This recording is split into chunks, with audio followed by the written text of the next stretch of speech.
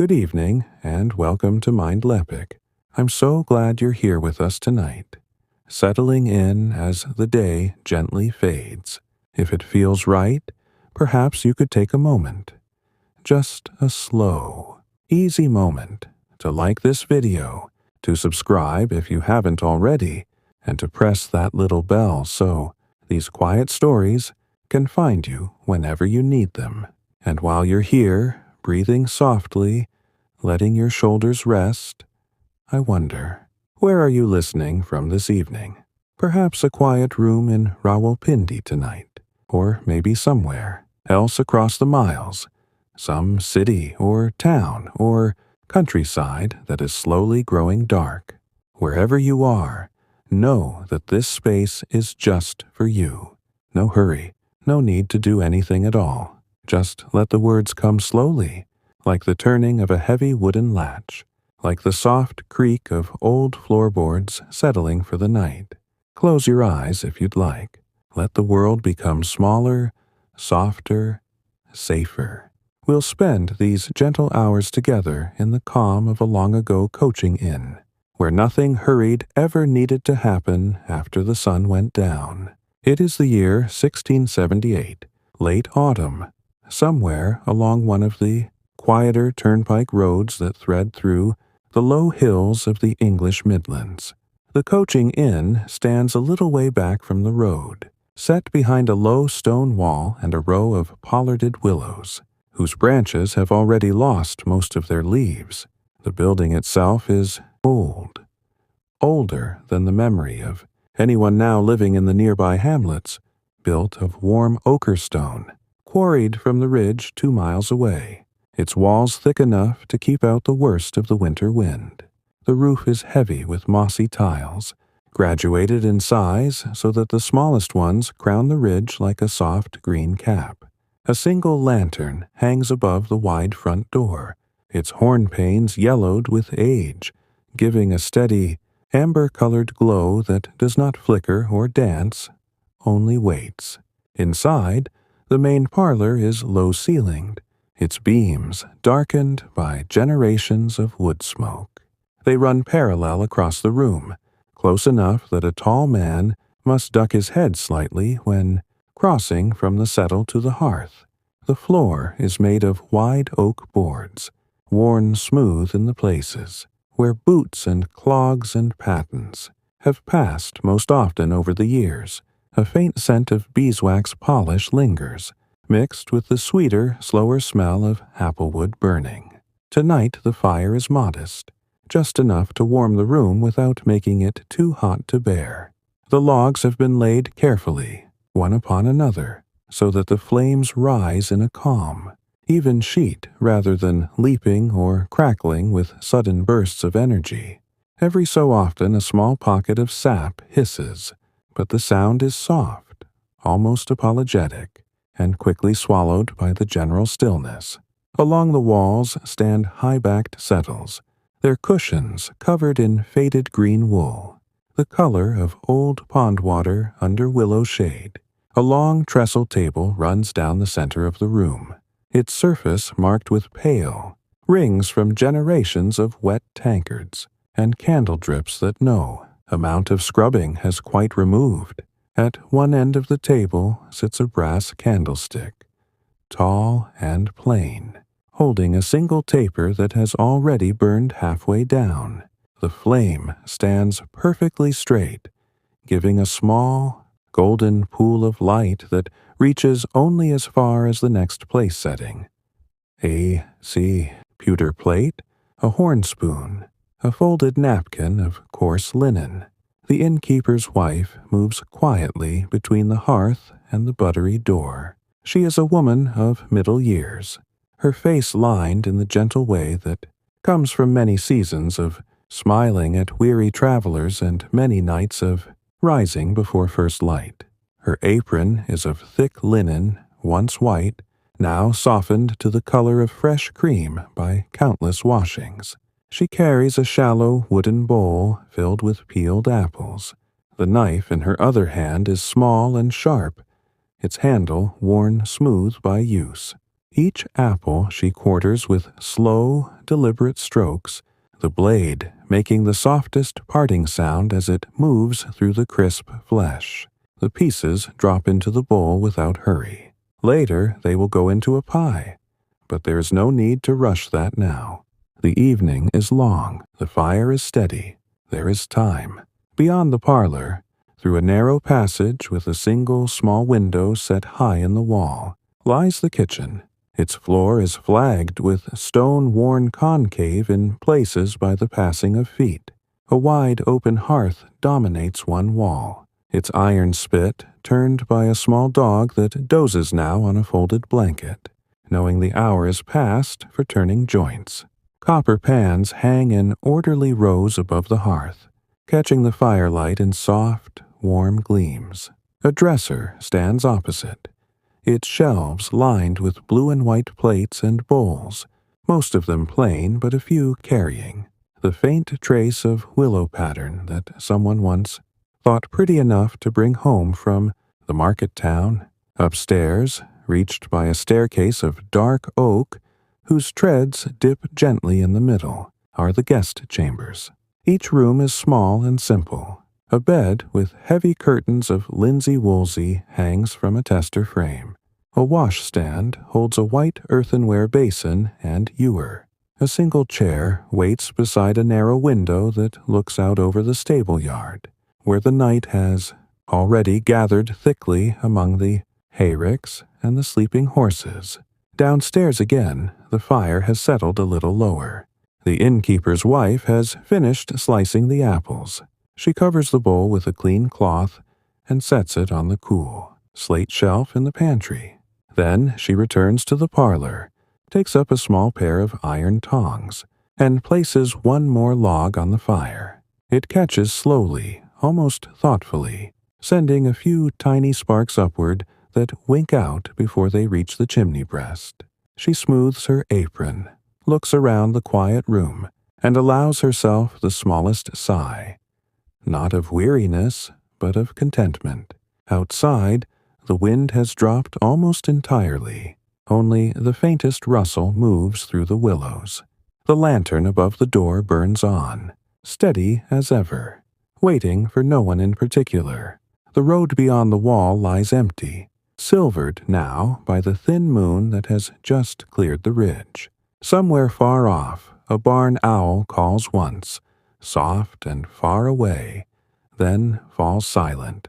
Inside the coaching inn, the only sounds are the gentle breathing of the fire, the occasional creak of the house settling deeper into its stones, and the slow, even rhythm of your own breath as you listen. Everything is as it should be. Nothing needs to hurry. Nothing needs to change. The fire has settled now into a low, steady bed of embers, the kind that give more warmth than light. A faint orange glow washes across the stone flags nearest the hearth, softening the edges of every shadow. The innkeeper's wife has drawn the heavy woolen curtains across the small leaded windows that face the road, not because anyone is watching, but because the night air carries a chill that creeps along the floor otherwise. The curtains are thick, dyed a deep madder red many years ago, now faded to the gentle color of old rose petals left too long in the sun. They hang straight and still, barely stirring when she passes close by. She moves to the dresser that stands against the far wall, opens one of the lower drawers, and takes out a bundle of clean linen napkins. Each one she folds once, then again, pressing the creases with the flat of her palm in the same slow, unhurried way her mother taught her when she was small. The linen is rougher than modern cloth, yet soft from so many washings in lye and rainwater. She places the folded napkins in a neat stack on the end of the trestle table, aligning the edges so precisely that the pile looks almost like a small, pale book waiting to be read. From somewhere deeper in the house comes the faint ticking of a tall case clock. It stands in the narrow hallway that leads from the parlor to the private sitting room at the back. The clock is older than the inn itself, brought here when the first landlord married, into the family, and its oak case has darkened to near black over the centuries. The pendulum swings in a slow, generous arc behind the glass door, each pass marked by a soft, deliberate talk that seems to measure not time so much as stillness. Tonight, the sound is almost part of the room's breathing. In, talk, out, talk, in, talk, out.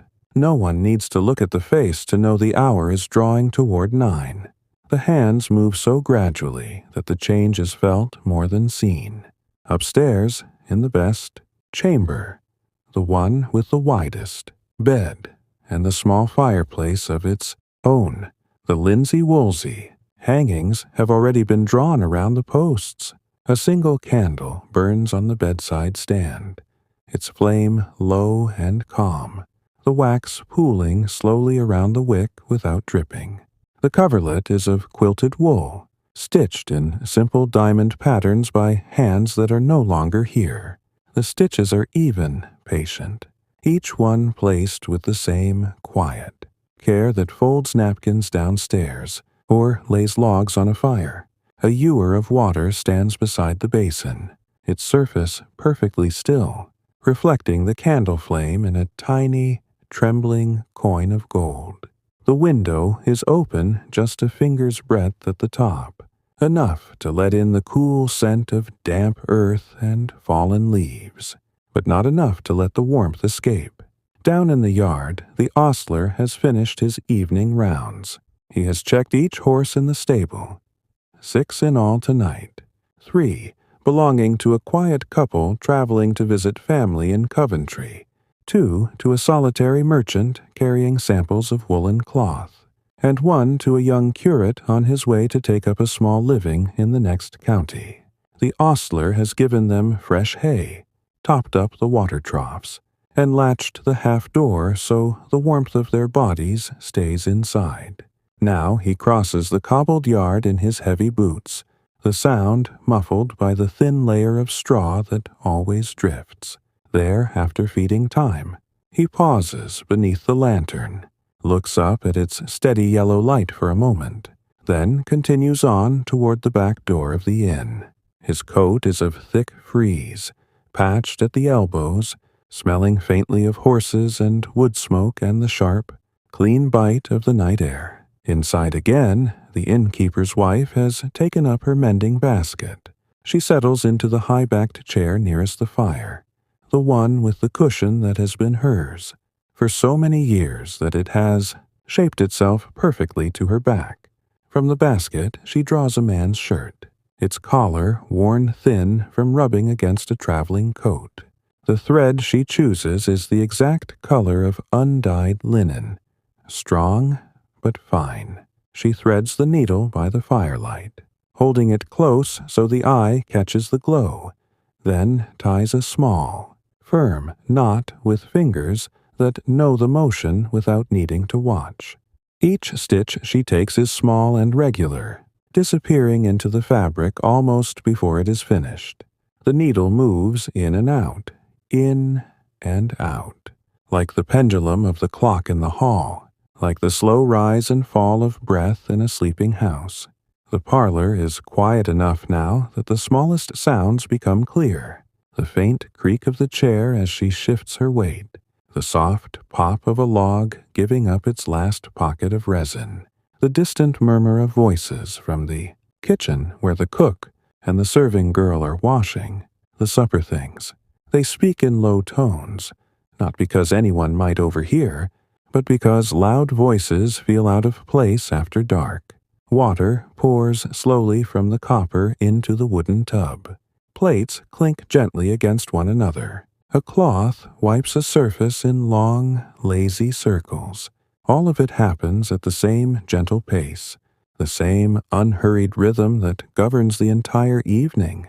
Outside, the moon has climbed higher. Its light falls across the pollarded willows, turning their bare branches silver gray. The road remains empty, the ruts of the day's traffic already softening under the frost that is beginning to settle. A thin mist rises from the low ground near the stream half a mile away, drifting slowly across the fields like breath across a window pane. No traveler is expected tonight. The inn has room and warmth and time. The lantern burns on above the door, its flame protected by the horn panes, giving the same calm. Amber welcome it has given for decades. The innkeeper's wife finishes the last stitch on the collar, breaks the thread with a small, careful tug, and smooths the fabric across her knee. She folds the shirt neatly, places it in the basket, and lets her hands rest in her lap for a moment. Her gaze settles on the fire. The flames have shrunk to a soft, steady pulse of red and gold, the embers beneath glowing like the heart of something very old and very patient. She does not move.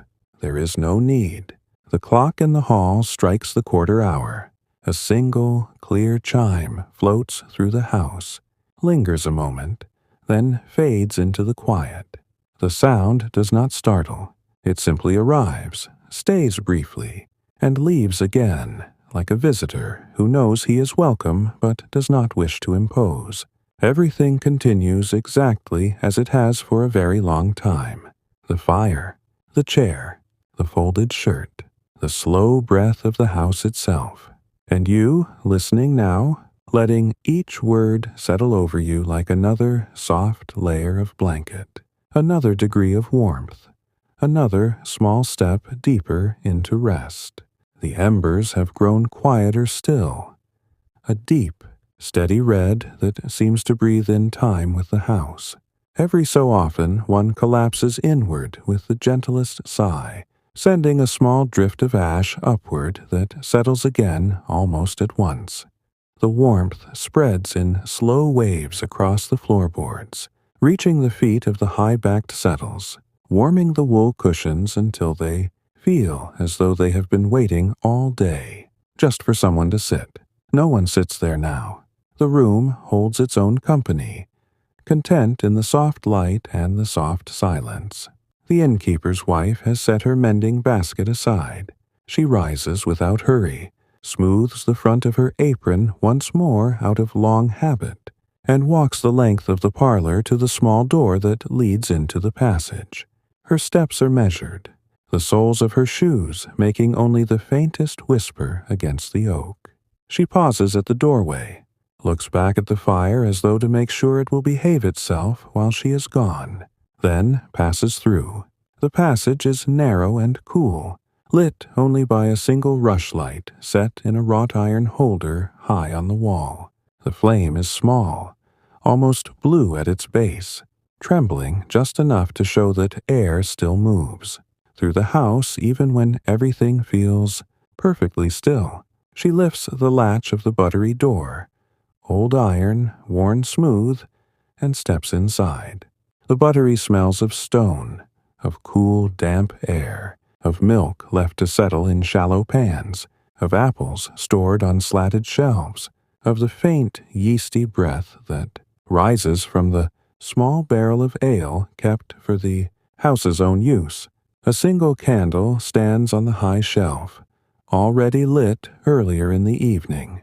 Its light reaches only the nearest things. The curve of a creamware jug, the pale gleam of a pewter measure, the dark wooden lid of the cheese cupboard. She takes down a small earthenware pot from the shelf, one glazed deep brown on the inside, and carries it to the slate slab where the milk has stood since morning. With a wooden spoon, she skims the thick cream that has risen overnight, working slowly, letting each spoonful settle into the pot before taking the next.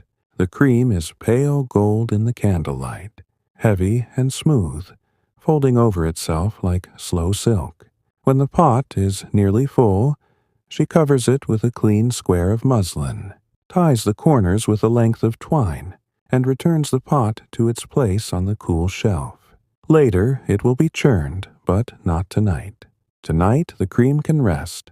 She lingers a moment longer in the buttery, letting the cool air settle against her skin. It carries the faint sweetness of stored apples, the earthier note of root vegetables kept in the bins below the shelves, the clean mineral smell of the flagstones themselves. She breathes in slowly, lets the breath out more slowly still, then turns back toward the passage. Back in the parlor, the fire has not changed. It never hurries. She crosses to the trestle table, takes up the stack of folded napkins, and carries them through to the small linen press that stands beside the staircase. The press is tall and narrow, its doors paneled in simple rectangles, its shelves lined with lavender sachets that have long since lost most of their scent but still give a faint, powdery whisper when the doors are opened. She slides the napkins onto the middle shelf, aligning them with the others already there, then closes the doors again with the softest click of the wooden latch. The clock in the hall chimes the half-hour. A single note, deeper than the quarter-hour chime, rolls through the house like a slow wave across still water. It reaches the parlor, touches the curtains, brushes the beams overhead, then fades without echo. 9:30. The night is settling deeper now, folding itself around the inn the way a heavy quilt settles over a sleeping form. Upstairs, in the smaller chambers, the beds wait. The linsey-woolsey hangings hang motionless, their folds deep and even. In one room, a traveler has already retired.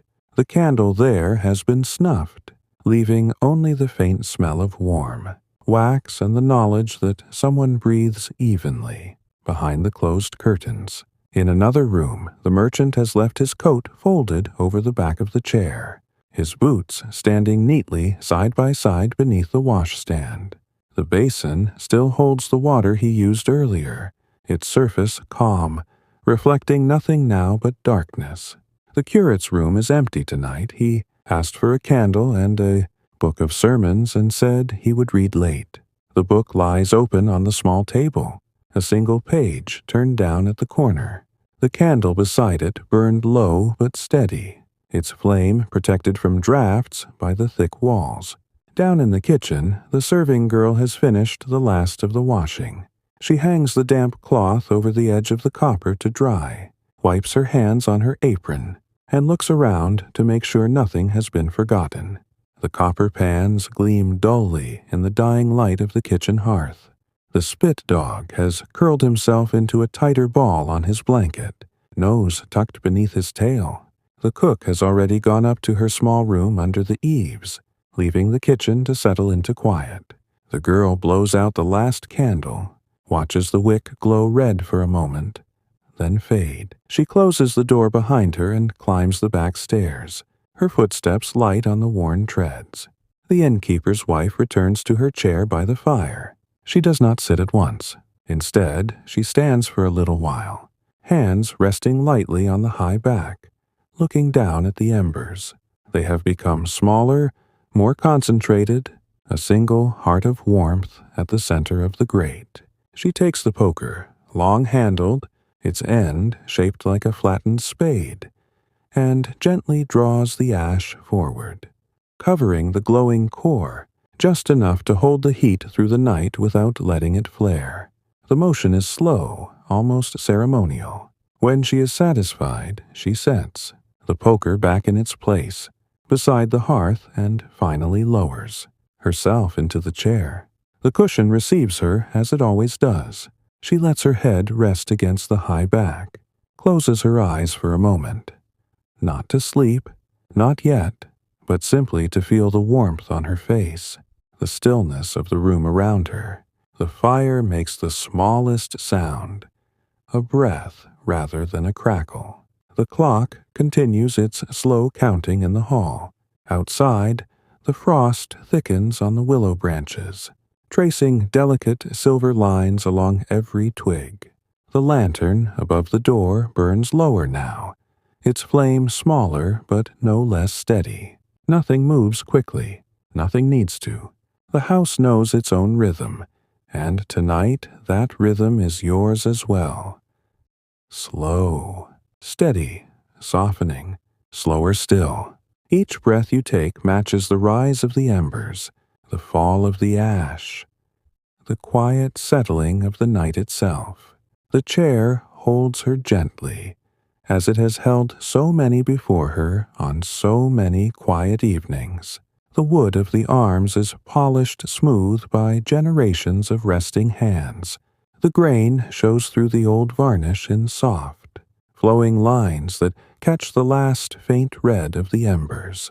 She lets her fingers rest along the curve of one arm, not moving them, simply feeling the warmth that has soaked deep into the timber over hours and years. The room seems to breathe with her now. Slow inhalations that draw the heat inward, slow exhalations that let the smallest trace of wood smoke drift upward, toward the blackened beams. Beyond the heavy curtains the night has thickened. The frost has spread across the small panes in delicate fern patterns, each frond growing outward from the lead strips in perfect, patient symmetry. No wind disturbs them. The willows stand motionless, their pollarded tops rounded and silver under the moon. The lantern above the door has burned down to a smaller, more intimate flame. The horn panes glow with a deeper amber, almost the color of old honey left in a jar on a high shelf. Its light reaches only a few feet into the yard now, pooling softly on the cobbles, touching the edge of a water butt, where a thin skin of ice has begun to form along the rim. Inside, the passage clock continues its unhurried counting. The pendulum swings behind its small glass door, each pass taking the same generous measure of time. The weights hang low in their wooden case, the chain links faintly gleaming whenever the rushlight in the passage flickers. 10 o'clock has come and gone without announcement. Only the single chime at the half hour had sounded earlier, and now the mechanism prepares itself for the next quiet mark, content to wait. The innkeeper's wife opens her eyes again, though she had not truly closed them for sleep. She looks toward the buttery door, then toward the staircase, then back to the fire. Nothing calls for her attention. Nothing requires an immediate answer. She allows herself to remain seated, to let the warmth continue wrapping around her ankles, her knees, the small of her back. The apron across her lap feels pleasantly heavy, its ties still knotted neatly at the sides. She smooths it once with both palms, a gesture so familiar it requires no thought, then folds her hands together in the center. From the kitchen comes the faintest sound, the settling of the copper as it cools. A single drop of water falls from the upturned basin onto the flagged floor. Plink, then silence again. The spit dog dreams. His paws twitch once, very gently, chasing something only he can see across fields that exist nowhere but in sleep. The serving girl has reached her narrow bed beneath the eaves. The small window there looks out over the stable roof, and the moon throws a pale rectangle across the patched quilt that covers her. She has already drifted toward the edge of waking, her breathing long and even, matching the slow creak of the roof timbers as the night temperature falls. Upstairs in the best chamber the traveler sleeps behind drawn curtains. The linsey-woolsey hangs straight and full, their lower edges brushing the floorboards without stirring. The candle has burned itself out. Only a small puddle of wax remains on the stand, its surface hardened into smooth, shallow waves. The ewer of water stands untouched since evening ablutions. Its contents have cooled to the temperature of the room, reflecting nothing now. The quilted coverlet rises and falls in the gentlest rhythm, so slight that the eye would miss it if watching too closely. In the merchant's room, the coat still drapes the chair back. The wool has released the day's dust and road scent. It hangs quietly, sleeves empty, shoulders relaxed.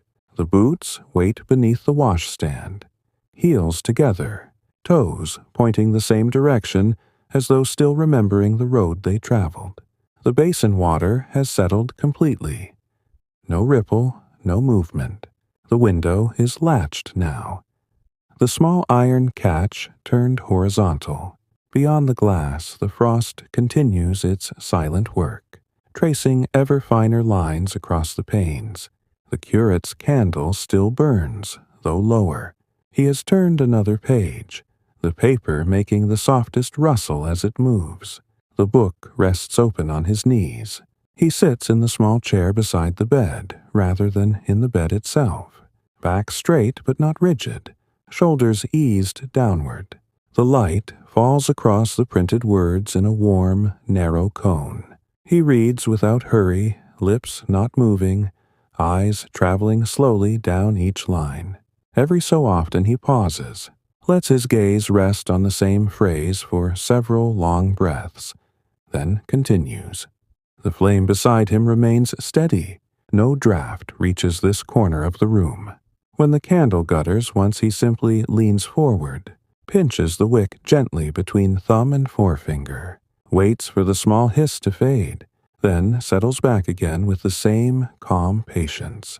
Downstairs, the innkeeper's wife decides, without any sense of decision, to rise once more. She stands slowly, the chair giving the smallest creak of release.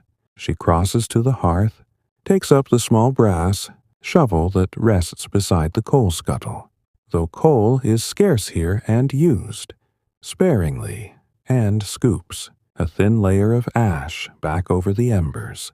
The motion is deliberate, almost tender. She does not cover them completely. A few small red points remain visible, breathing beneath the gray. Enough to keep the room from growing cold before morning. Enough to welcome the first log of dawn when the time comes. She replaces the shovel, brushes her hands together lightly, and steps back. The parlor feels even quieter now, as though the small act of tending the fire has deepened the silence rather than broken it.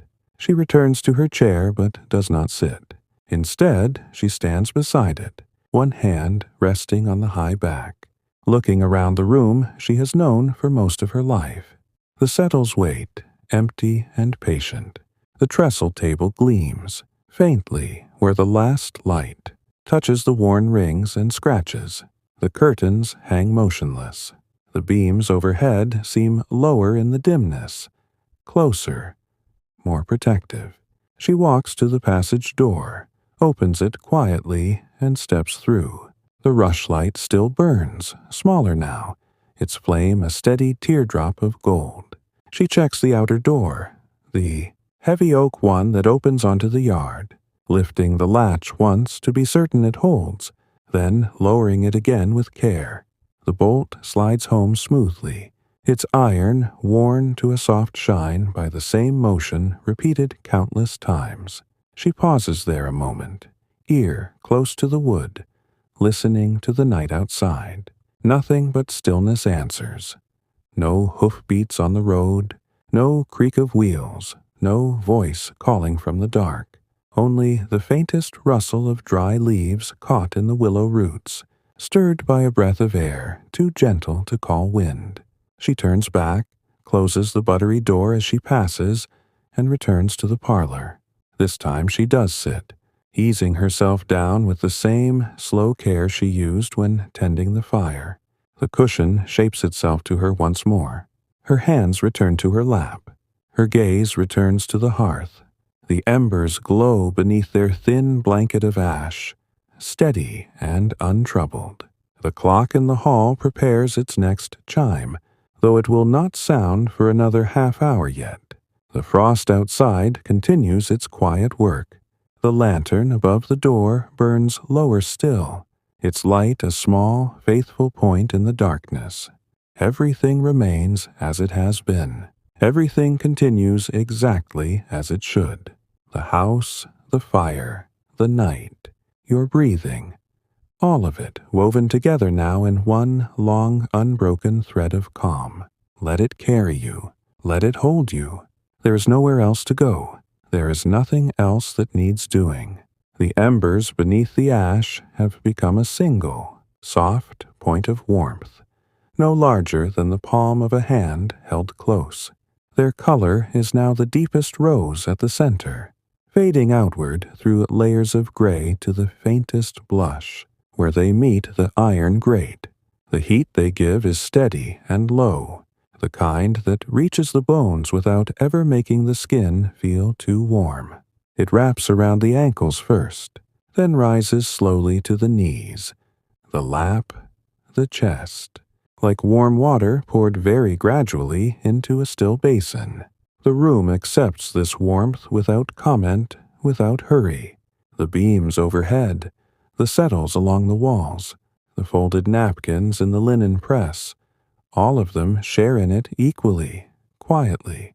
The innkeeper's wife remains in her chair, hands resting one upon the other in the center of her apron. Her breathing has matched the fire's own rhythm now. A long, slow draw inward that lifts the shoulders the smallest degree, a longer release outward that lets them settle again. In, hold, out, longer still. The pattern repeats without effort, without counting. Each breath carries away a little more of the day that has already passed. Each one brings a little more of the night that has already arrived. Beyond the curtained windows, the frost has thickened further. The small panes are now almost entirely covered in delicate, branching patterns that look like white lace laid against black velvet.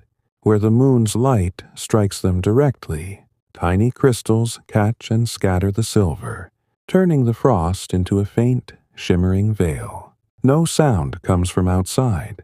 The willows hold their branches perfectly still. The road lies empty and pale.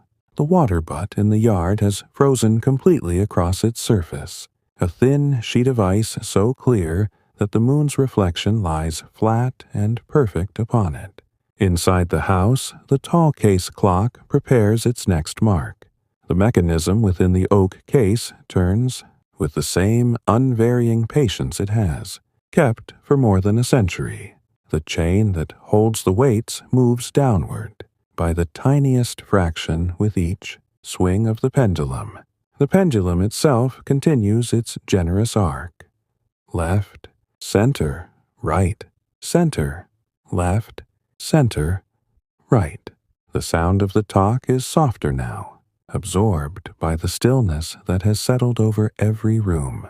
10:30 will arrive soon, though no one waits for it with any particular expectation. Upstairs, the traveler remains asleep behind the drawn curtains. The linsey-woolsey folds hang motionless, their lower hems brushing the floorboards in perfect, even lines. The air in the chamber has cooled slightly, but the quilted coverlet holds the warmth close to the body beneath it. The breathing there is deep and regular, each exhalation carrying the faintest trace of the road's dust that still lingers in the hair and the folds of nightclothes. The ewer on the washstand has grown colder. A thin skin of frost has begun to form on the inner surface of the water, so fine it will vanish with the first breath of morning. In the merchant's room, the coat on the chair back has released the last of its warmth into the air. The wool hangs slack now, sleeves empty, collar fallen open. The boots beneath the washstand stand exactly as they were left, leather darkened by the day's travel but polished, enough to catch the thin moonlight that slips between the edge of the curtain and the frame. The basin water has frozen at the edges. Small, star-shaped crystals have grown inward from the rim, meeting in the center to form a fragile, translucent lid. The room itself is silent except for the merchant's slow, even breathing, a sound so quiet it blends with the house's own settling creaks. The curate has closed his book. He placed it carefully on the small table beside the chair, open at the page he reached, the turned-down corner resting flat against the wood. The candle beside it has burned to within an inch of its holder. The wick curls slightly, the flame a narrow, steady tongue of gold. He has not yet moved to snuff it. Instead, he sits with hands resting lightly on his knees, gaze fixed on the small flame without really seeing it. His thoughts drift in the same slow circles the pendulum makes downstairs, one idea settling, another rising gently to take its place. None of them hurried, none of them urgent. After several long minutes he leans forward, pinches the wick between thumb and forefinger, holds it until the small hiss fades completely, then sits back again in the darkness. The room accepts the absence of light without protest. The moonlight through the narrow window is enough to outline the shapes of chair, bed, table, book. Down in the kitchen, the last traces of warmth have left the copper pans. They hang in their rows above the hearth, surfaces dulled now, reflecting nothing but the faint silver that creeps in from the yard window. The spit dog sleeps deeply, his flanks rising and falling in time with some distant dream. The wooden tub that held the supper dishes stands empty beside the copper, its sides still damp, the water that dripped from the cloth having pooled in a small, still circle on the flags. The circle has begun to freeze at the edges, the ice growing inward in thin, glassy threads that meet and join without sound. The serving girl lies beneath her patched quilt in the room under the eaves. The small window there is open a crack at the top, letting in the sharp, clean scent of frost and frozen earth. Moonlight falls across the foot of her bed in a pale rectangle, touching the edge of the quilt where one corner has slipped free. Her breathing is long and soft, the kind that comes when the body has finally surrendered the last small tensions of the day. She dreams, if she dreams at all, of ordinary things. Kneading dough on the long table, folding linen napkins, hearing the clock chime the hours from far below. The innkeeper's wife remains seated by the parlor hearth. She has not moved since settling back into the chair. Her hands stay folded in her lap. Her eyes rest on the single point of rose-colored glow beneath the ash. She does not think of tomorrow's tasks, the early rising, the lighting of the kitchen fire, the sweeping of the yard, the greeting of whatever travelers the morning may bring. Those things exist, but they exist at a distance, separated from this moment by the same gentle veil that separates waking from the first edge of sleep. Right now there is only the chair, the warmth, the slow breath of the fire, the slower breath of the house, the slowest breath of all, the one she shares with you as the words continue to arrive, one after another, soft and unhurried. The lantern above the front door has reached its lowest and steadiest flame. The wick has curled into a perfect crescent. The horn panes hold the light close, letting it glow with the warm, amber depth of something very old and very calm. Its pool on the cobbles has shrunk to a small circle, barely reaching the base of the water butt. The ice there shines with borrowed light, a perfect mirror for the moon and the lantern together. Nothing changes quickly. Nothing needs to change at all. The frost grows. The embers hold. The clock counts. The house breathes. And you, listening now, feel each sentence settle over you like another fold of the same soft quilt, another layer of quiet, another small drift toward deeper rest. The single rose-colored glow beneath the ash has become so small and so steady that it seems almost a fixed point in the room, like a distant star seen through clear winter air. It gives no flicker, no sudden leap, only a calm, constant presence that asks nothing and offers everything. The heat it sends upward is faint now, just enough to keep the chill from settling too deeply into the flagstones, nearest the hearth. The rest of the parlor draws its warmth from memory, from the logs that burned earlier, from the bodies that passed through during the day, from the very stones of the walls that have held heat through countless evenings like this one. The innkeeper's wife sits without moving, her hands still folded, her apron smooth across her knees. Her gaze rests not quite on the embers, but somewhere just beyond them, in the soft gray space where thought drifts without anchor. She remembers, though she does not dwell, the way the fire looked at supper time. Brighter then, busier, fed by fresh splits of applewood that hissed and popped in a friendly way. Now it has returned to patience, to waiting, to simply being.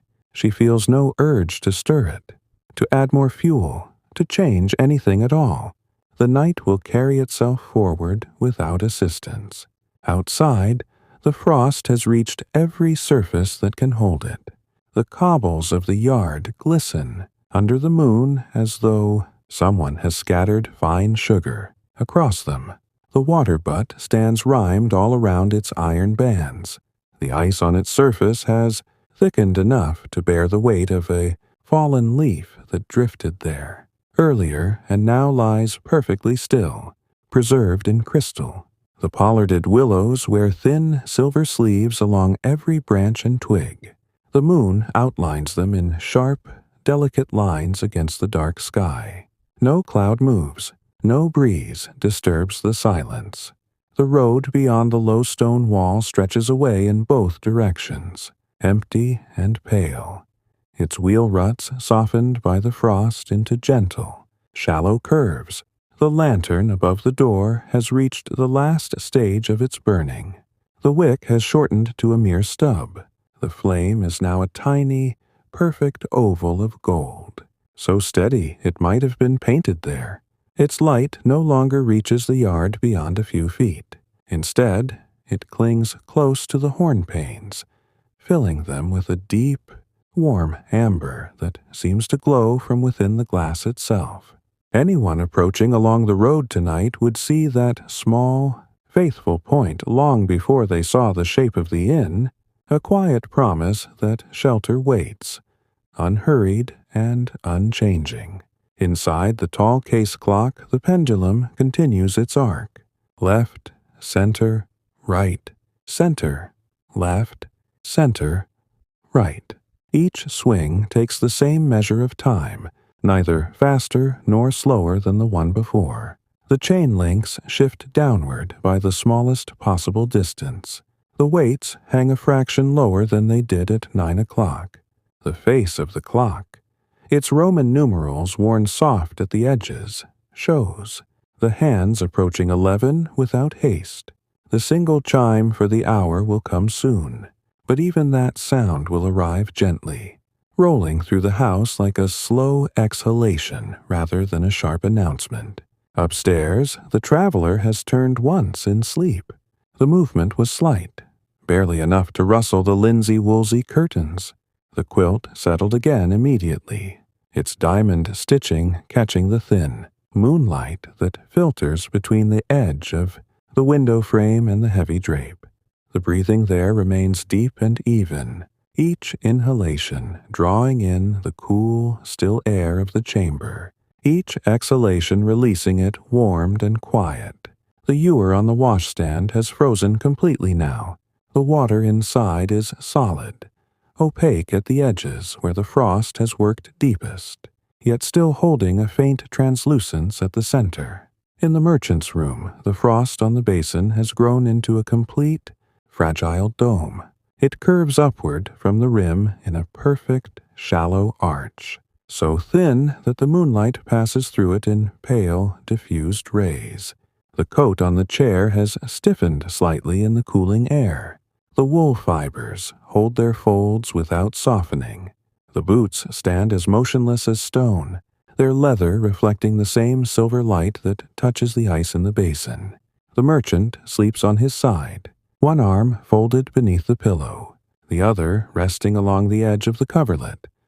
A posture so ordinary, so unremarkable, that it could belong to any night in any inn along any quiet road. The curate's room is dark now, the candle long since extinguished. He has moved from the chair to the bed without lighting another taper.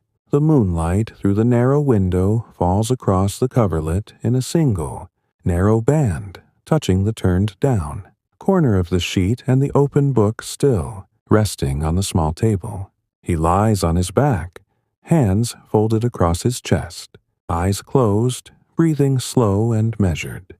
The sermons he read earlier linger in his mind, not as urgent doctrine, but as familiar phrases that drift like leaves on still water, present yet not pressing. Sleep approaches him in the same gradual way the frost approaches the panes, silently, steadily, without announcement. Beneath the eaves, the serving girl has curled onto her side. The patched quilt is drawn up to her chin. Only the top of her head remains visible.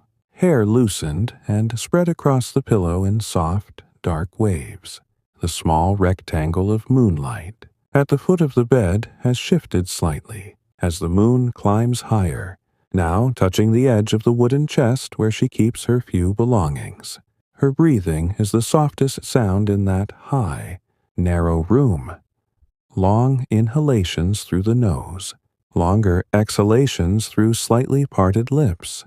She dreams, perhaps, of the kitchen garden in summer, of rows of cabbages silvered with dew, of the smell of baking bread drifting upward through the floorboards. The dreams come without hurry, without color or sharpness, only gentle impressions that fade as quickly as they form. Down in the kitchen, the last drop of water has frozen where it fell. The small circle on the flags is now a perfect disk of ice, its surface smooth and glossy, under the faint light that creeps beneath the door from the yard. The copper pans hang motionless. Their reflections have dulled to match the darkness around them. The spit dog remains curled on his blanket, paws tucked close, tail wrapped around his body like an extra layer of warmth. His breathing is slow and deep, a soft rhythm that matches the house itself. The innkeeper's wife has not shifted in her chair. The warmth from the single ember reaches her face in the gentlest possible way. No heat to make her flush, only a mild comfort that eases the small lines around her eyes. She lets her head rest back against the high cushion, allowing the wood to support the weight she has carried through the day. Her eyelids lower, not fully closed, just enough that the glow of the ember becomes a soft blur of rose and gold. She does not fight the heaviness that settles over her limbs. She welcomes it, lets it spread from her feet upward, from her hands inward, from her thoughts outward, until everything becomes one continuous field of quiet. The clock in the hall strikes 11. A single, low chime floats through the passage, through the parlor, through every room and every corner of the house.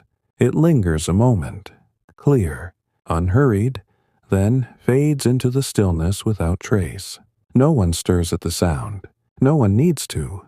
The lantern outside burns on, smaller than ever, yet no less faithful. The frost continues its silent work. The embers hold their single breath of rose. The house settles deeper into the night, into itself, into you. Everything is held. Everything is calm. Everything continues exactly, perfectly as it is. The chime for 11 has long since faded, leaving behind a silence that feels deeper for having been touched so lightly. The tall case clock resumes its patient counting without pause or flourish. The pendulum swings on, measuring nothing more urgent than the slow turning of the night itself. Its weights hang a fraction lower still, the chain links catching the faintest gleam. From the passage, rushlight whenever it flickers, which is rarely now, for the flame has shrunk to the smallest possible point of yellow. In the parlor, the single ember beneath the ash glows, with such quiet intensity that it seems almost to hold its breath. No crackle disturbs it. No sudden collapse sends sparks upward. It simply exists. A small, steady heart of warmth wrapped in gray, giving just enough heat to remind the room that winter has not yet won completely. The warmth pools most thickly near the hearth, enough to soften the chill that would otherwise creep along the flagstones, then spreads more thinly across the rest of the floor, warming the feet of the settles, brushing the lower edges of the heavy curtains, touching the legs of the trestle table in the gentlest possible way. The innkeeper's wife has allowed her head to rest fully against the high back of the chair. The cushion there has shaped itself over years to cradle exactly this posture, shoulders eased downward, neck supported without strain, the weight of the day distributed evenly so that no single part feels burdened. Her hands remain folded in her lap, fingers loosely interlaced, thumbs resting one atop the other. She does not clasp them tightly. There is no need for tension anywhere now. Her breathing has lengthened further still, a slow filling of the lungs that lifts the apron across her chest by the smallest degree, a slower emptying that lets everything settle again, softer, heavier, closer to rest. Outside, the frost continues its patient embroidery across every surface. The cobbles of the yard are now completely silvered. Each stone holds its own thin coating of ice, crystals that catch and hold the moonlight in thousands of tiny, motionless prisms. The water butt stands as a perfect cylinder of frost-rimed iron and frozen water, its surface so smooth and so still that it mirrors the lantern's amber glow and the moon's pale silver without a single ripple to disturb the reflection. The pollarded willows have become sculptures of silver and shadow. Every twig, every scar where a branch was once cut back, every tiny bud waiting for spring is outlined in crystalline white. The branches do not sway. The leaves that still cling here and there, dry and curled from autumn, are locked in place, preserved until the first hint of thaw. The lantern above the door has reached the final stage of its night's work. The wick is now scarcely more than a glowing thread. The flame has shrunk to the tiniest oval of gold, so small it seems almost fragile, yet it refuses to gutter or fail. The horn panes around it are warmed from within, their yellowed surfaces glowing with a depth of amber that feels ancient and protective. The light falls in a narrow, intimate pool directly beneath the door, barely enough to outline the threshold stones. Yet anyone passing along the empty road would still see it from far off, a single, quiet point of welcome in the vast darkness. Upstairs, in the best chamber, the traveler has not moved again. The linsey-woolsey curtains hang in perfect stillness, their folds deep and unchanging. The moonlight that slips past their edges has shifted higher on the wall, now touching the beam above the bed in a thin, pale stripe. The quilted coverlet rises and falls with breaths so even, so soft, that the motion is almost invisible. The air in the room has grown cooler still. A faint mist of breath rises with each exhalation and drifts lazily upward before dissolving. The frozen ewer on the washstand holds its solid contents without complaint. The ice inside has become slightly opaque at the center, as though the cold has drawn the clarity inward to protect it. In the merchant's room, the ice dome over the basin has thickened enough to support its own weight without cracking. It curves upward in a gentle, perfect hemisphere, its surface etched with the finest feathery lines, where crystals have grown side by side. Moonlight passes through it in a diffused, pearly glow that softens the shadows around the washstand. The coat on the chair remains exactly as it was left. The wool has taken on the chill of the room, yet it holds no tension, no memory of haste. The boots stand side by side, heels aligned, toes pointing forward in patient waiting. The merchant sleeps deeply now, one hand curled loosely near his face, fingers relaxed. palm open toward the ceiling as though receiving something quiet and wordless from the night. The curate lies motionless beneath his coverlet. His hands rest one atop the other across his chest. His breathing is so slow that long seconds pass between each rise and fall. The open book on the table beside the bed catches the same narrow band of moonlight. The turned-down page lies flat, the print softened by shadow and silver. No sound comes from that room, except the house's own faint creaks, the timbers, contracting ever so slightly in the cold, the floorboards settling a fraction deeper into their joists. All of it happens without alarm, without urgency, simply as part of the long, slow conversation between wood and night. Beneath the eaves, the serving girl remains curled on her side. The quilt has slipped slightly, uncovering one shoulder. She has not stirred to pull it back. Her breathing has deepened into the slow, heavy rhythm that marks the border between waking and true sleep.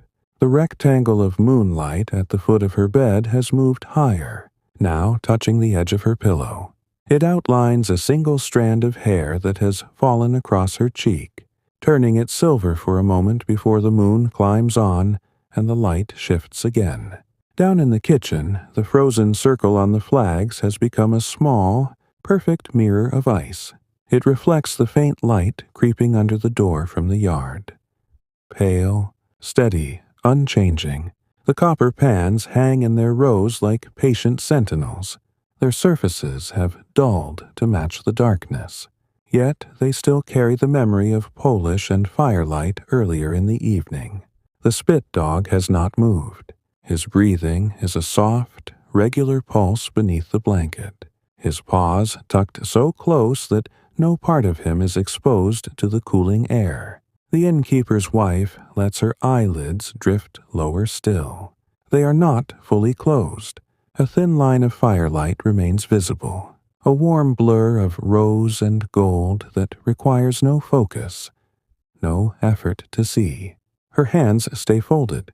Her shoulders stay soft. Her thoughts, if they can still be called thoughts, have become little more than impressions. The feel of the cushion at her back, the faint scent of applewood smoke that lingers in the beams, the slow rhythm of her own breath matching the even slower rhythm of the house. She does not fight the weight that settles over her eyelids, over her limbs, over her mind. She allows it, welcomes it, lets it draw her downward by the smallest degrees, moment by moment, breath by breath. The frost outside grows thicker. The lantern holds its tiny flame. The ember beneath the ash breathes on without hurry. The clock counts without haste, and the night wraps itself more closely around the inn, around every room, around every sleeper, around you, layer upon layer of quiet, of warmth, of perfect, unbroken calm. The single ember beneath, the ash, has become so small now that it is scarcely more than a pinprick of rose-colored light, yet its presence remains undiminished. It glows with the calm certainty of something that has no need to prove itself, no desire to flare or fade quickly.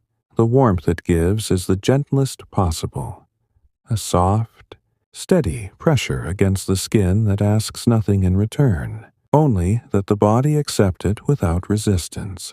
The hearth itself seems to lean inward around this tiny point of light. The iron grate and the blackened stone surround, holding the heat close, refusing to let it escape too soon into the wider room. The innkeeper's wife sits with her head resting fully against the cushion, her neck supported, her shoulders released. The high back of the chair cradles her in the same way it has cradled countless others on countless winter nights, not tightly, not possessively, but with the quiet patience of old wood that knows its purpose. Her hands lie open now rather than folded, palms upward in her lap, fingers loosely curled as though ready to receive whatever small gift the night might offer next. Her breathing has lengthened to its slowest yet. Each inhalation arrives so gradually that it seems to begin somewhere deep in the center of her chest and spread outward in soft ripples. Each exhalation lingers even longer, carrying away the last faint traces of effort or thought, until only stillness remains. Beyond the heavy curtains, the frost has reached its fullest expression. Every pane of the small leaded windows is now completely covered in intricate, branching patterns, feathers of ice that grow outward from the central lead strips in perfect, symmetrical delicacy. The moonlight filters through in a diffused, pearly glow, turning the entire parlor into a softly luminous space. Without harsh edges or bright points, the yard outside lies under a seamless silver blanket. The cobbles, the water butt, the hayricks near the stable, all are unified in the same crystalline sheen. The pollarded willows stand like patient guardians, their silvered branches motionless against the black sky, every twig holding its own thin coating of frost as though it were a garment laid out for mourning. The lantern above the door has entered its final, most intimate phase. The flame is now no larger than the head of a pin, a perfect oval of palest gold suspended within the horn panes. It no longer casts any real pool of light onto the threshold stones. Instead, it glows quietly from within the lantern itself, filling the yellowed panes with a deep, warm amber that seems to come from the very substance of the horn rather than from any external source. That small, faithful glow remains visible from the road, a single point of constancy in the vast, silent night, enough to say, without words, that the inn is here, that warmth waits inside, that no one will be turned away should they arrive even at this late hour. The tall case clock in the hall continues its unvarying rhythm. The pendulum swings in its generous arc behind the glass door. Left, center, right, center, left, center, right. The chain links descend by imperceptible degrees. The weights hang a little lower with each passing quarter hour. 11:30 approaches without fanfare. When the chime comes, it will be a single, low note, deeper than the hour chime, softer than the quarter hour, rolling through the house like the last echo of a distant bell carried on still air. No one waits for it. No one needs to mark its arrival. Upstairs in the best chamber the traveler remains wrapped in unbroken sleep. The linsey-woolsey curtains hang without the slightest stir. Their heavy folds create a small, private world within the room where time moves even more slowly than downstairs. The moonlight has climbed higher on the wall, now touching the upper beam in a thin silver thread. The quilted coverlet lies perfectly, still except for the almost imperceptible rise and fall that marks each slow breath. The frozen ewer on the washstand holds its solid water without complaint. The ice has become uniformly opaque, a smooth, milky white that reflects nothing now but the general dimness of the room. In the merchant's room, the ice dome over the basin has grown thicker still. Its surface is etched with the finest possible tracery. Delicate, ferns and stars that overlap in perfect silence. The moonlight passes through it in a gentle, scattered glow, softening the outlines of the washstand, the chair, the folded coat. The coat itself has taken on the chill completely. The wool fibers stand slightly stiff, yet the garment hangs without tension, sleeves empty, collar relaxed. The boots beneath the washstand remain aligned, heels together, toes forward, as though patiently waiting for dawn to call them back to the road. The merchant sleeps on his side, knees drawn up slightly, one hand tucked beneath the pillow, the other resting open against the coverlet. Postures so ordinary, so unremarkable, they could belong to any quiet night in any quiet place. The curate lies flat on his back, hands still folded across his chest, fingers loosely interlaced. His breathing is the slowest of all, long pauses between each inhalation and exhalation, as though the body itself has learned to wait before deciding whether another breath is truly necessary. The open book on the table catches the narrowest sliver of moonlight. The turned-down page lies flat. The words softened into shadow. The room holds no sound, except the house's own faint settling, the timbers contracting in the cold, the floorboards giving the smallest creak as they adjust to the night's temperature. All of it happens without disturbance, without hurry. Beneath the eaves, the serving girl has not moved. The quilt remains slipped from one shoulder. She has not stirred to draw it back. Her breathing is deep and regular, the kind that comes only when every small muscle has finally released its hold. The rectangle of moonlight has shifted again, now lying across the upper part of her pillow, outlining the curve of her cheek in pale silver. A single strand of hair rests across her forehead, motionless, catching the light for a brief moment before the moon moves on. In the kitchen, the frozen circle on the flags has become a perfect, glossy disk. It mirrors the faint light from beneath the door. Pale, steady, unchanging. The copper pans hang in perfect stillness. Their surfaces have lost all reflection, blending into the darkness around them. The spit dog remains curled tightly on his blanket, paws tucked, tail wrapped, breathing so softly that the sound is lost beneath the house's own quiet pulse. The innkeeper's wife lets her eyelids lower completely now. The thin line of rose-colored light disappears behind them, leaving only the memory of warmth on her face. Her hands stay open in her lap. Her shoulders stay soft against the cushion. Her thoughts, if any remain, have drifted so far that they are no longer recognizable as thoughts at all. They are simply impressions, sensations, the feel of the chair, the scent of old wood smoke, the slow rhythm of breath that matches the house, matches the night, matches you. The frost outside continues without pause. The lantern holds its tiny, perfect flame. The ember breathes its single breath of rose. The clock counts without haste. The house settles deeper still, into silence, into warmth, into rest. Everything remains held. Everything remains calm. Everything continues, softly, perfectly, as it is. The rose-colored pinprick beneath, the ash has become so faint now that it is barely distinguishable from the surrounding gray. Yet it persists with the same quiet determination it has shown all evening. It no longer gives noticeable warmth to the room at large.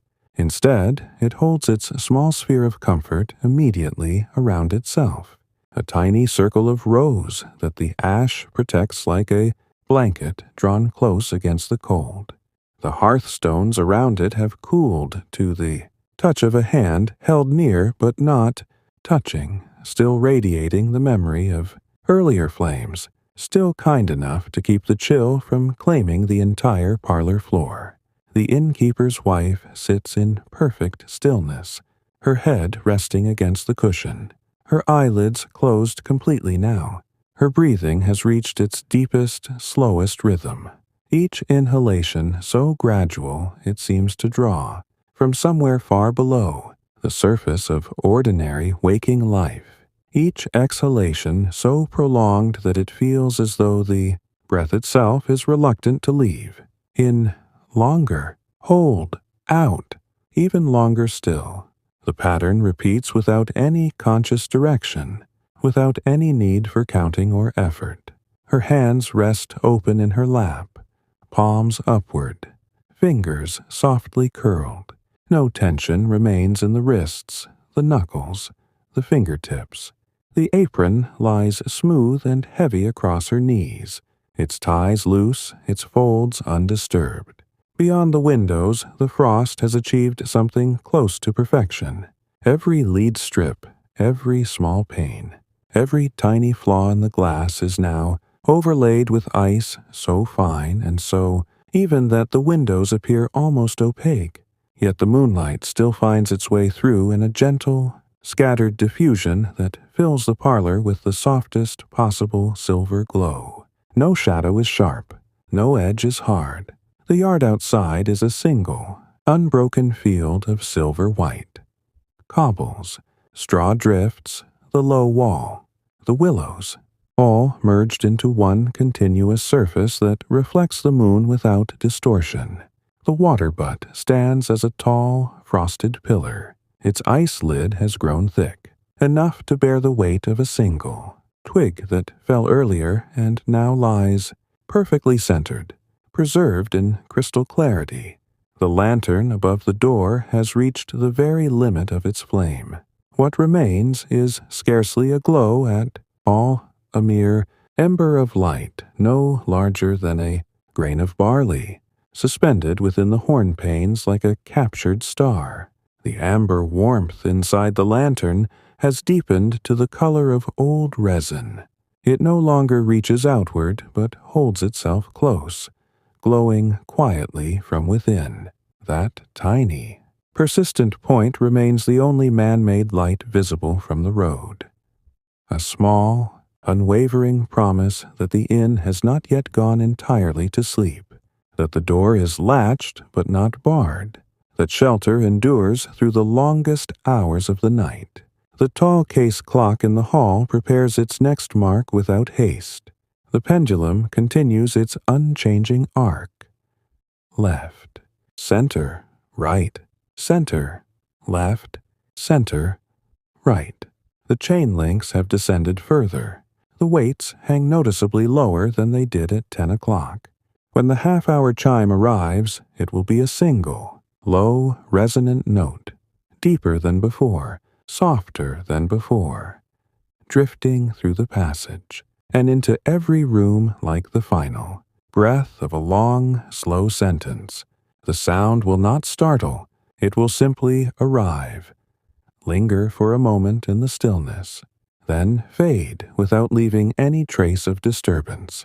Upstairs in the best chamber the traveler has not stirred since turning earlier. The linsey-woolsey curtains remain drawn and motionless. Their heavy folds create a cocoon of warmth and darkness around the bed. The moonlight has climbed so high on the wall that it now touches only the uppermost beam in the thinnest possible line of silver. The quilted coverlet lies flat and still, except for the very slight, very regular rise and fall beneath it. The frozen ewer stands unchanged. The ice inside has settled into complete solidity, its surface smooth and faintly domed where the water expanded as it froze. The air in the room is cold enough now that each slow exhalation forms a brief, visible mist that drifts upward and dissolves without hurry. In the merchant's room, the ice dome over the basin has reached its maximum thickness for the night. Its surface is a flawless hemisphere of crystal, etched with the most delicate possible patterns. Tiny branching ferns that overlap in perfect silence. The diffused moonlight passing through it bathes the washstand in a gentle, pearly radiance that softens every outline. The folded coat, the waiting boots, the empty chair. The wool of the coat has taken on the full chill of the room. It hangs without the slightest suggestion of movement. The boots stand exactly aligned, their leather dulled by frost-kissed air, yet still carrying the faint polish of earlier care. The merchant remains on his side, knees drawn up, one hand beneath the pillow, the other resting open. Every line of his body relaxed into the mattress, every breath long and even. The curate sleeps flat on his back, hands folded across his chest, in the same loose interlacing they held when he First lay down. His breathing has become almost imperceptible. Long intervals pass between each rise of the coverlet and its gentle fall. The open book on the table lies untouched by any draft. The turned-down page rests flat against the wood, the print lost in shadow. Moonlight no longer reaches this corner of the room. Only the faintest reflected silver creeps along the floorboards from the window. The chamber holds its own quiet, undisturbed by the house's occasional settling creaks, the timbers contracting a fraction more, the joists adjusting without complaint. Beneath the eaves, the serving girl lies curled tightly, the slipped quilt still resting across one shoulder. Her breathing is deep and unbroken, the slow, heavy rhythm of complete surrender to sleep. The moonlight has moved entirely off the bed now, leaving only the faintest pale glow along the wall where the window frame meets the plaster. A single strand of hair rests across her cheek, motionless. The room around her has grown perfectly still, every object in its place, every sound absorbed into the greater silence. In the kitchen, the frozen disk on the flags reflects nothing now but darkness. The copper pans hang like silent shadows. Their curves catch no light, hold no gleam. The spit dog remains curled into the tightest possible ball, his breathing so soft it blends completely with the house's own faint pulse. The wooden tub stands empty beside the copper, its sides dry now, the last traces of moisture locked into frost along the rim. The innkeeper's wife has drifted to the very edge of waking. Her eyelids remain closed. The memory of the ember's rose glow lingers behind them like a distant, warm point in fog. Her hands stay open. Her shoulders stay released. Her entire body has surrendered its weight to the chair, to the cushion, to the house itself. No thought forms clearly. Only impressions remain. The faint scent of wood smoke in the beams, the slow creak of settling timber far overhead, the endless rhythm of breath that now belongs as much to the night as to her. The frost outside has reached its deepest work. The lantern holds its final, tiniest ember of light. The hearth ember breathes its last faint rose. The clock counts onward without pause. The house settles deeper, into quiet, into darkness, into the softest possible rest. Everything is held in perfect stillness. Everything is wrapped in calm. Everything continues, breath by breath, moment by moment, softer and slower still. The ember beneath the ash has finally become only the faintest memory of Rose, a single, almost invisible point of warmth that glows more in the mind than in the eye. It no longer sends any perceptible heat outward. Instead, it simply exists as proof that fire once lived here, that warmth once gathered, that the hearth has not yet surrendered entirely to the cold. The ash itself has settled into a soft, even blanket, pale gray and undisturbed, covering the grate like fresh snow fallen in perfect silence. The hearthstones around it hold the last traces of stored heat in their depths, enough that a hand placed near but not touching would still feel the gentle refusal of winter to take full possession. The innkeeper's wife remains seated, head resting against the cushion, eyelids closed, hands open in her lap. Her breathing has become so slow, so shallow, that each cycle seems to stretch across minutes rather than seconds. In a long, unhurried pause, out an even longer pause before the next gentle filling begins again. The rhythm is no longer something she directs. It has become part of the house, part of the night, part of the frost outside and the stillness within. Her shoulders have sunk as far as they can without effort. The muscles along her back have released their hold completely. The high back of the chair supports her without pressure, without reminder. simply allowing her to exist exactly as she is, weightless in the center, heavy at the edges, drifting further with every shared breath. Beyond the windows, the frost has reached a state of absolute completion. The panes are no longer merely covered. They have become solid sheets of intricate crystal lace, every lead strip framed by branching ferns and stars that interlock without gap or flaw. The diffused moonlight passing through creates a single, even glow across the parlor floor, soft silver that touches every surface, without casting shadows, without defining edges too sharply. The yard outside is frozen in perfect unity. Cobbles, straw, low wall, willows, all blended into one continuous field of silver white under the high, cold moon. The water butt stands as a tall, motionless monument to stillness. Its ice lid is thick and flawless, the single twig preserved. At its center, like an intentional mark left by the night itself, the lantern above the door has entered its final, quiet extinction. The flame is now gone, snuffed not by wind or draught, but by the simple completion of its fuel. The wick remains as a thin black thread curled within the horn panes, still holding the faintest residual warmth. The amber glow inside the lantern has faded to the palest ghost of itself, yet the panes themselves seem to retain some inner light, a soft, lingering yellow that refuses to vanish entirely even after the flame has left. From the road, the lantern appears as a dark shape now, its promise withdrawn for the night. Yet the memory of its steady welcome lingers in the frost-covered air. The tall case clock in the hall continues without interruption. The pendulum swings in its unchanging arc. Left, center, right, center, left, center, right.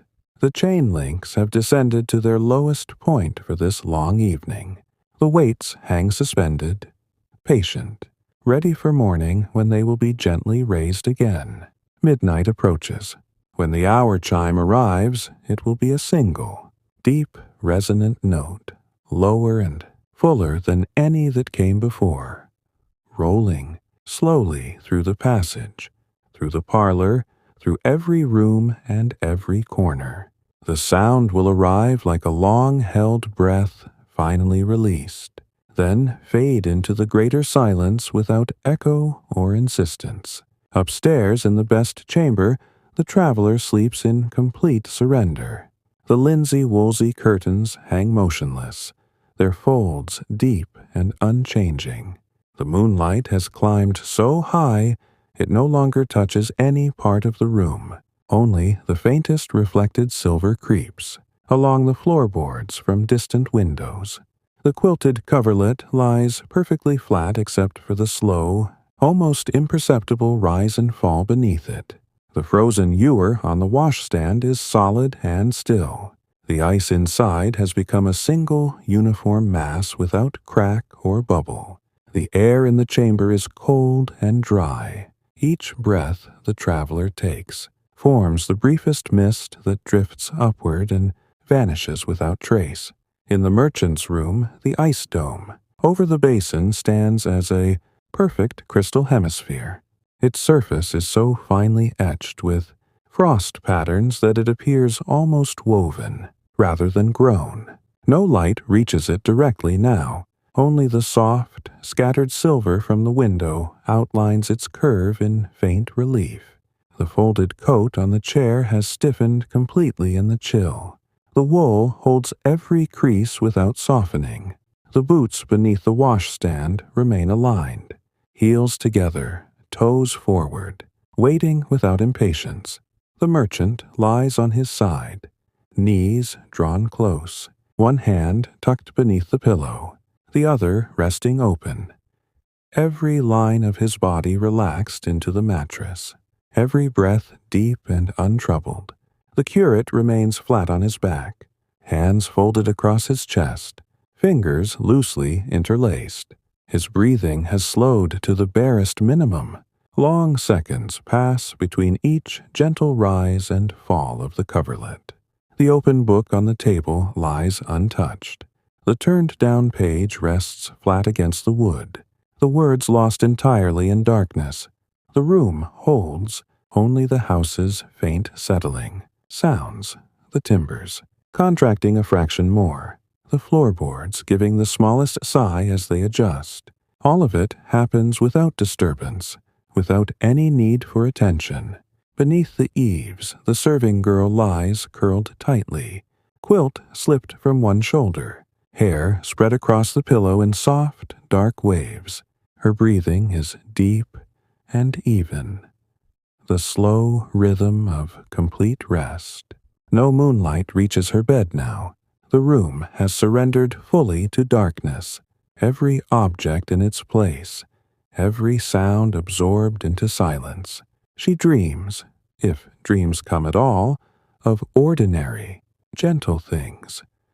The smell of fresh linen, the sound of dough rising, the warmth of the kitchen hearth hours earlier. In the kitchen, the frozen disk on the flags has become a small, perfect mirror of darkness. The copper pans hang unseen. Their shapes are lost to the shadows. The spit dog remains curled into the tightest ball, paws tucked, tail wrapped. Breathing so softly, it merges completely with the house's own quiet pulse. The innkeeper's wife has drifted past the edge of waking entirely. Her eyelids stay closed. No flicker of movement disturbs them. Her hands remain open in her lap. Her shoulders remain soft against the cushion. Her entire being has settled into the chair, into the room, into the night, weightless and heavy at once, held without effort, carried without direction. No thought forms, no sensation insists, only the endless rhythm of breath remains. In, longer, out, longer still, matching the house, matching the frost, matching the darkness, matching you. The frost outside holds everything in perfect suspension. The lantern has gone dark. The ember has become only memory. The clock counts onward. The house settles deeper into silence, into cold, into the gentlest, most complete rest. Everything is wrapped in stillness. Everything is held in calm. Everything continues, softer, slower, deeper, still. The parlor has grown perfectly quiet now, the kind of quiet that feels like a soft blanket drawn slowly over everything. The last ember beneath the ash has faded to nothing more than a whisper of warmth. A faint, barely there memory held in the heart of the gray mound. No glow remains visible, even to eyes accustomed to darkness.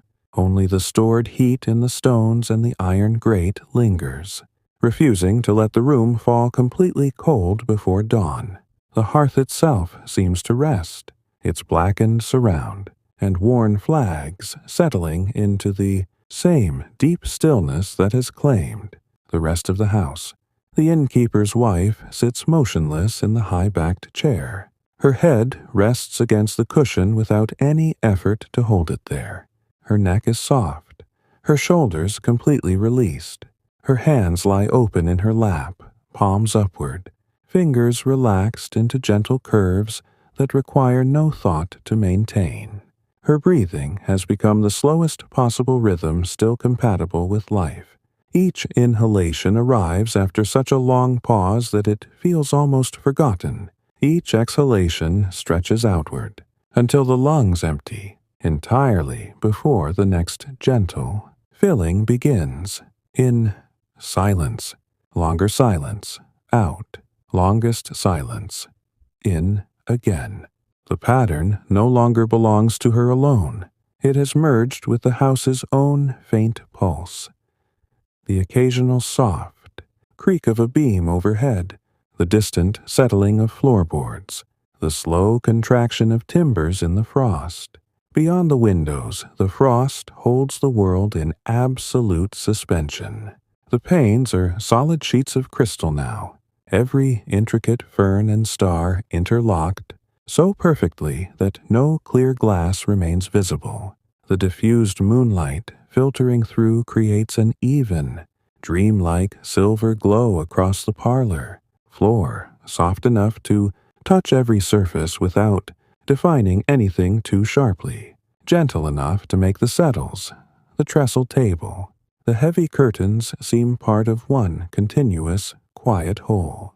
Outside, the yard is locked in perfect silver white. Cobbles, straw drifts, low wall, pollarded willows, all fused into a single unbroken surface under the high, unmoving moon. The water butt stands as a tall, frosted sentinel. Its ice lid is thick and flawless, the preserved twig at its center motionless, eternal in the night's embrace. The lantern above the door has gone entirely dark. The wick lies curled and black within the horn panes, no longer warm, no longer glowing. The amber depth of the horn itself has faded to a dull, aged yellow, still faintly luminous in memory, but offering no light now to the threshold stones or the empty road. The inn stands unmarked in the darkness. No promise of shelter shines outward, yet the building itself remains a quiet certainty for anyone who might pass in the small hours. The tall case clock in the hall reaches midnight without announcement. The pendulum swings on in its unchanging arc. Left, center, right, center, left, center, right. The chain links hang at their lowest point. The weights rest suspended, patient until morning. The hour chime arrives, a single, deep, resonant note that rolls slowly through the passage, through the parlor, through every chamber and corner of the house. It lingers longer than any previous chime, full and round, then fades without hurry, dissolving into the greater silence as though it had never truly broken it. No one stirs at the sound. No one needs to. Upstairs in the best chamber, the traveler lies wrapped in the deepest sleep. The linsey-woolsey curtains hang motionless, their folds unchanging, their lower hems brushing the floorboards without the slightest stir. No moonlight reaches the room now. Only the faintest reflected silver creeps along the edges of the floor. The quilted coverlet lies flat and still, rising and falling so slowly that the motion is almost invisible. The frozen ewer on the washstand is a solid, opaque mass. The ice inside has settled into perfect uniformity, holding no bubble, no crack, no memory of liquid. In the merchant's room, the ice dome over the basin remains a flawless crystal hemisphere, its etched patterns, ferns, stars, delicate threads, catch the last traces of scattered light in faint, pearly gleams. The folded coat on the chair has become part of the chill. The wool stands stiff, sleeves empty, collar fallen open in quiet acceptance. The boots beneath the washstand wait exactly as placed, heels aligned, toes forward, leather dulled yet patient. The merchant sleeps on his side, knees drawn close, one hand beneath the pillow, the other resting open, body completely surrendered, breath long and even, undisturbed by any dream.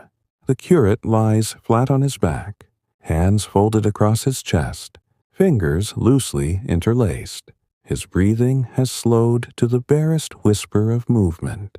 Long intervals stretch between each rise and fall of the coverlet. The open book on the table rests untouched. The turned-down page lies flat against the wood, words lost to darkness. The room holds only the house's quiet settling, the timbers giving the smallest sigh, the floorboards adjusting without complaint. Beneath the eaves, the serving girl remains curled tightly on her side. The quilt stays slipped from one shoulder. She has not moved to draw it back. Her breathing is deep, slow, unbroken, the rhythm of complete rest. The room around her is perfectly dark now. No moonlight touches the bed, the pillow, the small wooden chest. Every object rests in its place. Every sound has been absorbed into silence. In the kitchen, the frozen disk on the flags reflects only darkness. The copper pans hang unseen, their shapes swallowed by shadow. The spit dog lies curled into the tightest possible ball, paws tucked, tail wrapped, breathing so softly it merges with the house itself. The innkeeper's wife has drifted far beyond the border of waking. Her eyelids remain closed without flutter. Her hands stay open in her lap. Her shoulders stay soft against the cushion. Her entire form has settled into the chair, into the room, into the night, held without effort, carried without direction. No impression remains distinct. Only the endless rhythm of breath continues. In, longest silence, out, longest silence, in again, matching the frost, matching the darkness, matching the house, matching you. The frost outside preserves everything in perfect stillness. The lantern stands dark. The hearth holds only memory. The clock counts onward without haste. The house settles deeper into silence, into cold, into the softest, most complete rest imaginable. Everything is wrapped in quiet. Everything is held in calm. Everything continues, softer, slower, deeper, ever deeper still. The parlor lies wrapped in a silence so complete it feels almost tangible, like fine muslin drawn slowly across every surface. The hearth is now only ash, soft, pale gray, undisturbed, holding no visible trace of the ember that once breathed there. The last faint warmth has retreated deep into the stones and the iron grate, a hidden reservoir that will linger until the first pale light of morning calls it back. No crackle, no pop, no sigh disturbs the quiet. The fire has completed its long, patient task, and now rests without need of tending. The room accepts this rest without protest. The settles along the walls wait empty, their wool cushions cool but not yet chilled through. The trestle table stands unmarked by any fresh ring or scratch, its surface reflecting the soft, even silver that drifts in through the frosted panes. The heavy curtains hang straight and full, their madder red faded to the gentlest rose in the dimness, unmoving as though carved from the same stillness that fills the space. The innkeeper's wife remains seated in the high-backed chair, body completely surrendered to its shape. Her head rests against the cushion without the slightest tension in the neck. Her shoulders have dropped so far they seem to melt into the wood behind them. Her hands lie open in her lap, palms upward, fingers relaxed into loose, natural curves that carry no memory of work or holding. The apron across her knees lies perfectly smooth, its ties slack, its folds undisturbed since she last smoothed them hours ago. Her breathing has become the slowest possible cadence still belonging to life. Each inhalation arrives after an eternity of pause, so gradual it feels drawn from some deep, hidden well far below the surface.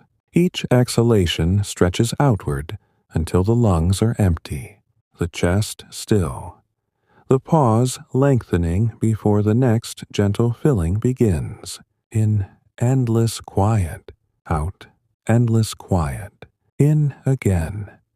The rhythm no longer hers alone, but shared with the house, with the frost, with the night itself, with the slow turning of the world beyond the walls. Beyond the windows, the frost has achieved absolute dominion. The small leaded panes are no longer glass at all. They are solid tapestries of crystal.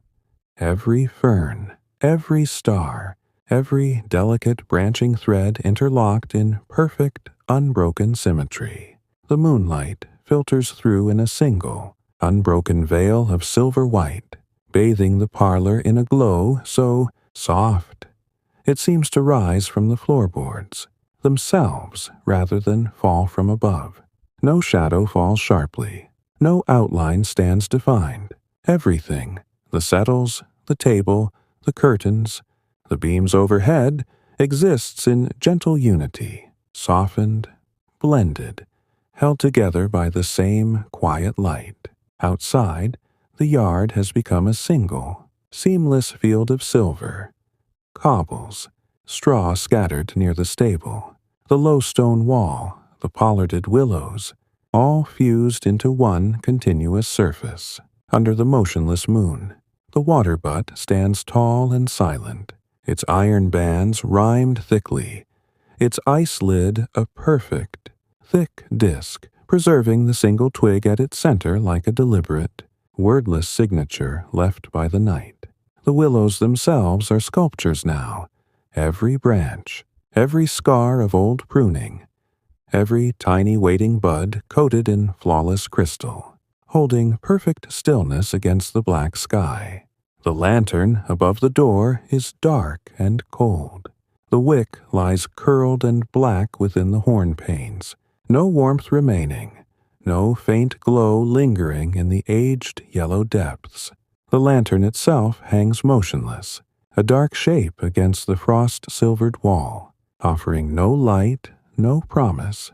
Yet the building behind it remains what it has always been, a quiet certainty of shelter, unchanging whether seen or unseen in the deepest hours. The tall case clock in the hall continues its unhurried counting. The pendulum swings in its generous, unchanging arc.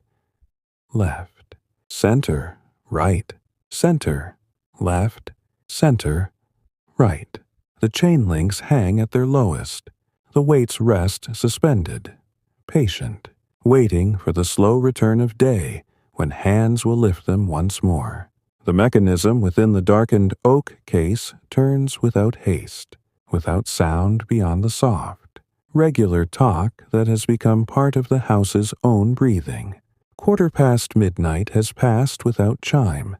The next mark will come in its time, low and gentle, rolling through the stillness like a single drop falling into still water. Upstairs in the best chamber the traveler lies wrapped in the deepest possible sleep. The linsey-woolsey curtains hang motionless, their heavy folds creating a small, private world of warmth and darkness around the bed. No light reaches inside now. The room has surrendered entirely to shadow. The quilted coverlet lies flat and still, rising and falling with breaths so slow, so shallow, they seem almost paused between cycles. The frozen ewer on the washstand is solid, opaque, unchanging, a small monument to the night's cold work. The air in the chamber is dry and sharp. Each exhalation forms the briefest, mist that drifts upward and vanishes without hurry or trace. In the merchant's room, the ice dome over the basin remains perfect and untouched. Its crystal surface holds every delicate fern and star in flawless suspension. No breath of air has disturbed it. No warmth has touched it. The folded coat on the chair has become rigid in the chill. Wool fibers locked, sleeves empty, collar fallen open in quiet acceptance. The boots beneath the washstand stand exactly aligned, heels together, toes forward, leather dulled yet patient. The merchant sleeps on his side, knees drawn close, one hand tucked beneath the pillow, the other resting open, every muscle relaxed, every breath long and even, undisturbed by any flicker of dream.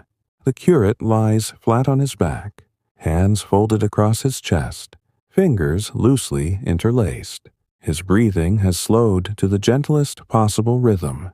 Long, long pauses stretch between each rise and fall of the coverlet. The open book on the table rests untouched. The turned-down page lies flat, words swallowed by darkness.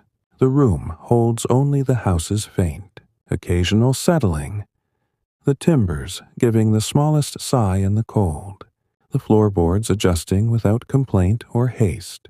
Beneath the eaves, the serving girl remains curled tightly on her side. The quilt stays slipped from one shoulder. She has not stirred to draw it back. Her breathing is deep, slow, unbroken, the steady cadence of complete, dreamless rest. The room around her is perfectly dark. No trace of moonlight lingers on the bed. The pillow, the small chest. Every object rests in silence. Every sound has merged into the greater quiet. In the kitchen, the frozen disk on the flags reflects only the darkness above it. The copper pans hang unseen, their curves lost to shadow. The spit dog lies curled into the tightest possible ball, paws tucked close, tail wrapped, breathing so softly it becomes part of the house's own faint pulse. The innkeeper's wife has drifted far beyond any border of waking. Her eyelids stay closed without the slightest movement. Her hands remain open in her lap. Her shoulders remain soft against the cushion. Her entire form has melted into the chair, into the parlor, into the night, held without effort, carried without direction, existing only in the endless rhythm of breath. In. Longest silence. Out. Longest silence. In again. Matching the frost-covered world. Matching the darkened lantern. Matching the silent clock. Matching the sleeping house. Matching you. The frost outside preserves every detail in perfect, crystalline stillness. The lantern stands cold and dark. The hearth holds only ash and memory. The clock counts onward without hurry. The house settles deeper still. Into silence. Into cold. Into the gentlest. Most complete, most enveloping rest. Everything remains wrapped in quiet. Everything remains held in calm. Everything continues, softer, slower, deeper, ever softer still. The silence in the parlor has deepened into something almost physical, a gentle weight that rests lightly over every object, every surface, every breath. The hearth is now only ash, pale even, undisturbed, a soft gray mound that covers the grate completely. No trace of ember remains visible. The last faint rose has long since vanished into memory. Yet the stones of the surround and the iron itself still hold a subtle, hidden warmth deep within their substance, the kind that can be felt only by placing a palm close and waiting patiently, letting the slow transfer of heat reach the skin after many long seconds. The room does not feel cold. It feels held. Protected by walls that have known centuries of winters, by beams blackened by generations of quiet fires, by the very air that has settled so thickly it seems to cushion every small sound before it can form. The innkeeper's wife remains exactly where she has been for hours, seated in the high-backed chair that knows her shape better than she knows it herself. Her head rests against the cushion without the slightest tension. The wood supports her neck, her shoulders, the back of her skull as though it were made for this moment alone. Her hands lie open in her lap, palms turned upward in complete surrender, fingers relaxed into soft, natural arcs that carry no memory of grasping or lifting. The apron across her knees has settled into perfect flatness, its linen creases softened by time and stillness, its ties hanging loose without pull. Her breathing has reached a rhythm so slow, so vast, that each cycle feels like the turning of a season rather than the passing of moments. In an endless, wordless pause. Out, an even longer pause that stretches into silence. In again. So gently the chest barely lifts. So quietly the air moves. It is almost no movement at all. This rhythm no longer belongs to her conscious mind. It has become the house's rhythm, the night's rhythm, the frost's rhythm, the same unhurried pulse that moves through every sleeper, every beam, every crystal of ice outside. Beyond the windows, the frost has woven a world that exists only in perfect suspension. The leaded panes are no longer transparent. They are solid panels of intricate lace. Every fern frond, every starburst, every fine branching thread grown together without seam or gap. The moonlight that passes through has become a single, continuous veil of silver white, filling the parlor with a glow so gentle it seems to rise from within the floorboards, from within the settles, from within the very air itself. No line is sharp, no corner is hard. The high-backed settles wait along the walls, their wool cushions cool and still, their wooden frames softened by the same diffused light. The trestle table stands unmarked, its surface a quiet plane, of pale oak reflecting nothing but the even silver that touches everything equally. The heavy curtains hang motionless, their faded madder red turned to the softest ghost of rose in the dimness, their lower hems brushing the floorboards without the faintest stir. Outside, the yard is locked in crystalline eternity. The cobbles lie beneath a seamless blanket of silver frost. Every stone, every joint, every small scattering of straw near the stable door has been unified into one unbroken field. The low stone wall stands patient and silvered. The pollarded willows have become tall, delicate sculptures, every branch coated in flawless crystal, every pruned scar outlined in white, every tiny bud waiting for spring preserved exactly as it was.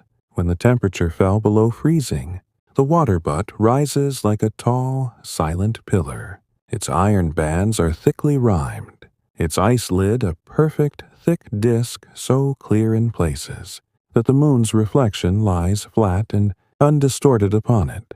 The single fallen twig at the center held forever in place like a quiet, intentional mark. The lantern above the door hangs dark and cold, its horn panes dull, its wick a thin black curl without warmth or light. No amber glow lingers inside. No promise shines outward. Yet the inn itself remains what it has always been, a low, solid shape of ochre stone and mossy tiles, standing a little way back from the empty road, offering shelter whether seen or unseen, whether lit or unlit. The tall case clock in the hall counts onward without pause or flourish. The pendulum swings in its generous, unchanging arc. Left, center, right, center, left, center, right. The chain links hang motionless at their lowest point. The weights rest suspended, waiting patiently for the slow return of daylight. The mechanism turns silently within the darkened oak case. Its soft talk so familiar, it has become part of the house's own breathing, part of the night's own pulse. midnight has come and gone without chime. The next mark will arrive in its time, low and gentle, rolling through the stillness like the softest possible sigh. Upstairs in the best chamber, the traveler lies wrapped in absolute stillness. The linsey-woolsey curtains hang without movement, their heavy folds creating a small, private darkness around the bed. No light reaches inside. The room has given itself entirely to shadow. The quilted coverlet lies flat and unmoving except for the slowest possible rise and fall, breaths so shallow, so widely spaced, they seem almost suspended between one and the next. The frozen ewer on the washstand remains solid and opaque, the ice inside a uniform mass without flaw or bubble. The air is sharp and dry. Each exhalation forms the faintest mist that drifts upward and dissolves, without hurry. In the merchant's room, the ice dome over the basin stands perfect and untouched. Its crystal surface holds every delicate fern and star in flawless, silent suspension. No breath disturbs it. No warmth threatens it. The folded coat on the chair has stiffened completely. Wool fibers locked, sleeves empty. Collar open in quiet acceptance. The boots beneath the washstand wait exactly aligned. Heels together, toes forward. Patient as stone. The merchant sleeps on his side. Knees drawn close. One hand beneath the pillow. The other resting open. Every line of his body melted into the mattress, every breath long, even, dreamless. The curate lies flat on his back, hands folded across his chest, fingers loosely interlaced. His breathing has become the gentlest possible whisper of movement. Vast intervals stretch between each rise and fall of the coverlet. The open book on the table rests untouched. The turned-down page lies flat against the wood, words lost entirely to darkness. The room contains only the house's faint settling, the timbers contracting a fraction more, the floorboards giving the smallest sigh without alarm. Beneath the eaves, the serving girl remains curled tightly on her side. The quilt stays slipped from one shoulder. She has not moved to draw it back. Her breathing is deep, slow, unbroken, the steady, untroubled rhythm of complete surrender. The room around her is perfectly dark. No trace of light touches the bed, the pillow, the small chest. Every object rests in silence. Every sound has merged into the greater quiet. In the kitchen, the frozen disk on the flags reflects only darkness. The copper pans hang unseen, swallowed by shadow. The spit dog lies curled into the tightest possible ball, paws tucked, tail wrapped, breathing so softly it becomes indistinguishable from the house itself. The innkeeper's wife has drifted into the deepest reaches of rest. Her eyelids remain closed without flutter or tremor. Her hands stay open in her lap. Her shoulders stay soft against the cushion. Her entire being has dissolved into the chair, into the parlor, into the night, held without force, carried without direction, existing only in the vast, slow rhythm of breath. In, endless silence, out, endless silence, in again, matching the frost-wrapped world, matching the darkened house, matching the sleeping souls within it, matching you. The frost outside preserves every detail in perfect, crystalline quiet. The lantern stands cold. The hearth holds only ash. The clock counts without haste. The house settles ever deeper, into silence, into cold, into the softest, most complete, most enveloping rest. Everything is wrapped in stillness. Everything is held in calm. Everything continues. Softer, slower, deeper, ever softer still. The parlor has become a space where time itself seems to have paused, breathing only in the slowest, most careful measure. The hearth lies covered in soft, even ash, pale gray, perfectly still, a gentle shroud drawn over the last traces of the evening's fire. No warmth rises visibly now. The stones and iron have surrendered their surface heat entirely, yet a faint, lingering comfort remains deep within their substance, the kind that can only be felt by resting a hand close for many long moments and allowing the slow, patient transfer to reach the skin. The room accepts this quiet completion without any sense of loss. The high-backed settles along the walls wait in patient rows, their faded green wool cushions cool and undisturbed, their wooden frames softened by the even silver, light that drifts in from the frosted panes. The trestle table stands empty and calm, its surface a wide, pale plane of oak marked only by the faint, familiar rings of years past, reflecting nothing but the gentle, unbroken glow. The heavy curtains hang straight and full, their once madder folds now the softest ghost of rose. their lower hems brushing the floorboards in perfect, motionless contact. The innkeeper's wife remains seated in the chair that has held her shape for so many quiet evenings. Her head rests fully against the cushion, neck soft, shoulders completely released into the wood behind them. Her hands lie open in her lap, palms upward, fingers curved in the gentlest, most natural way, carrying no trace of tension or purpose. The apron across her knees lies flat and smooth, its linen softened by countless washings, its ties slack and forgotten. Her breathing has lengthened beyond ordinary measure. Each inhalation arrives after such vast silence that it feels drawn from some distant, hidden place far beneath waking thought. Each exhalation stretches outward until the lungs empty entirely. The chest still, the pause growing longer and longer before the next soft filling begins. In endless quiet, out, endless quiet. In again, so faint the movement is scarcely perceptible. So quiet the air moves it blends completely with the house's own faint pulse. This rhythm no longer belongs to any single person. It has become the rhythm of the beams overhead, the rhythm of the frost outside, the rhythm of the sleeping souls scattered through the rooms above, the rhythm of the night itself.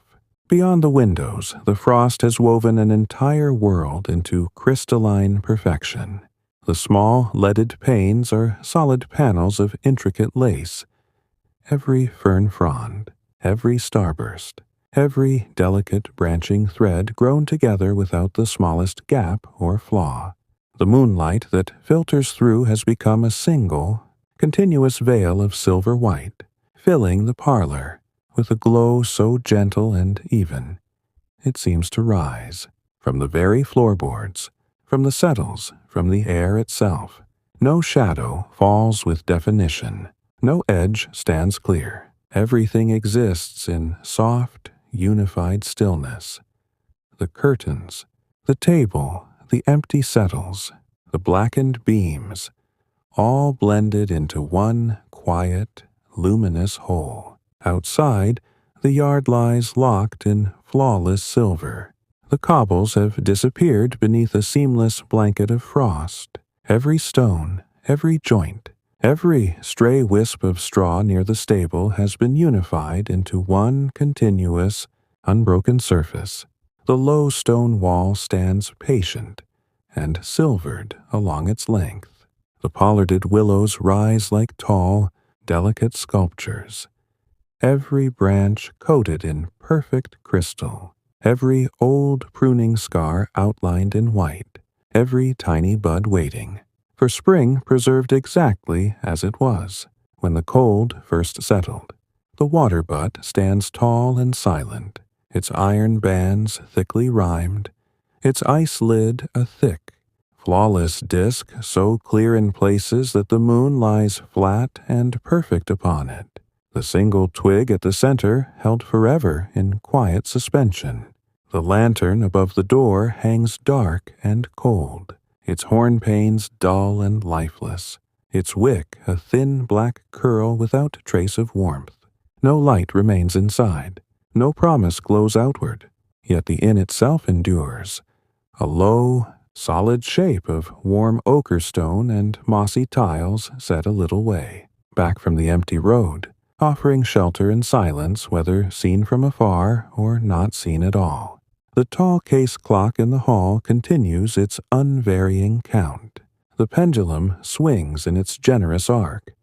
Left, center, right, center, left, center, right.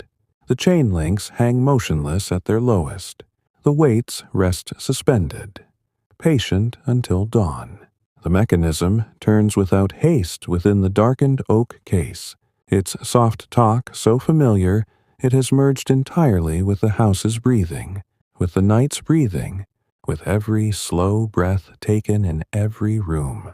3/4 of the hour has passed without chime.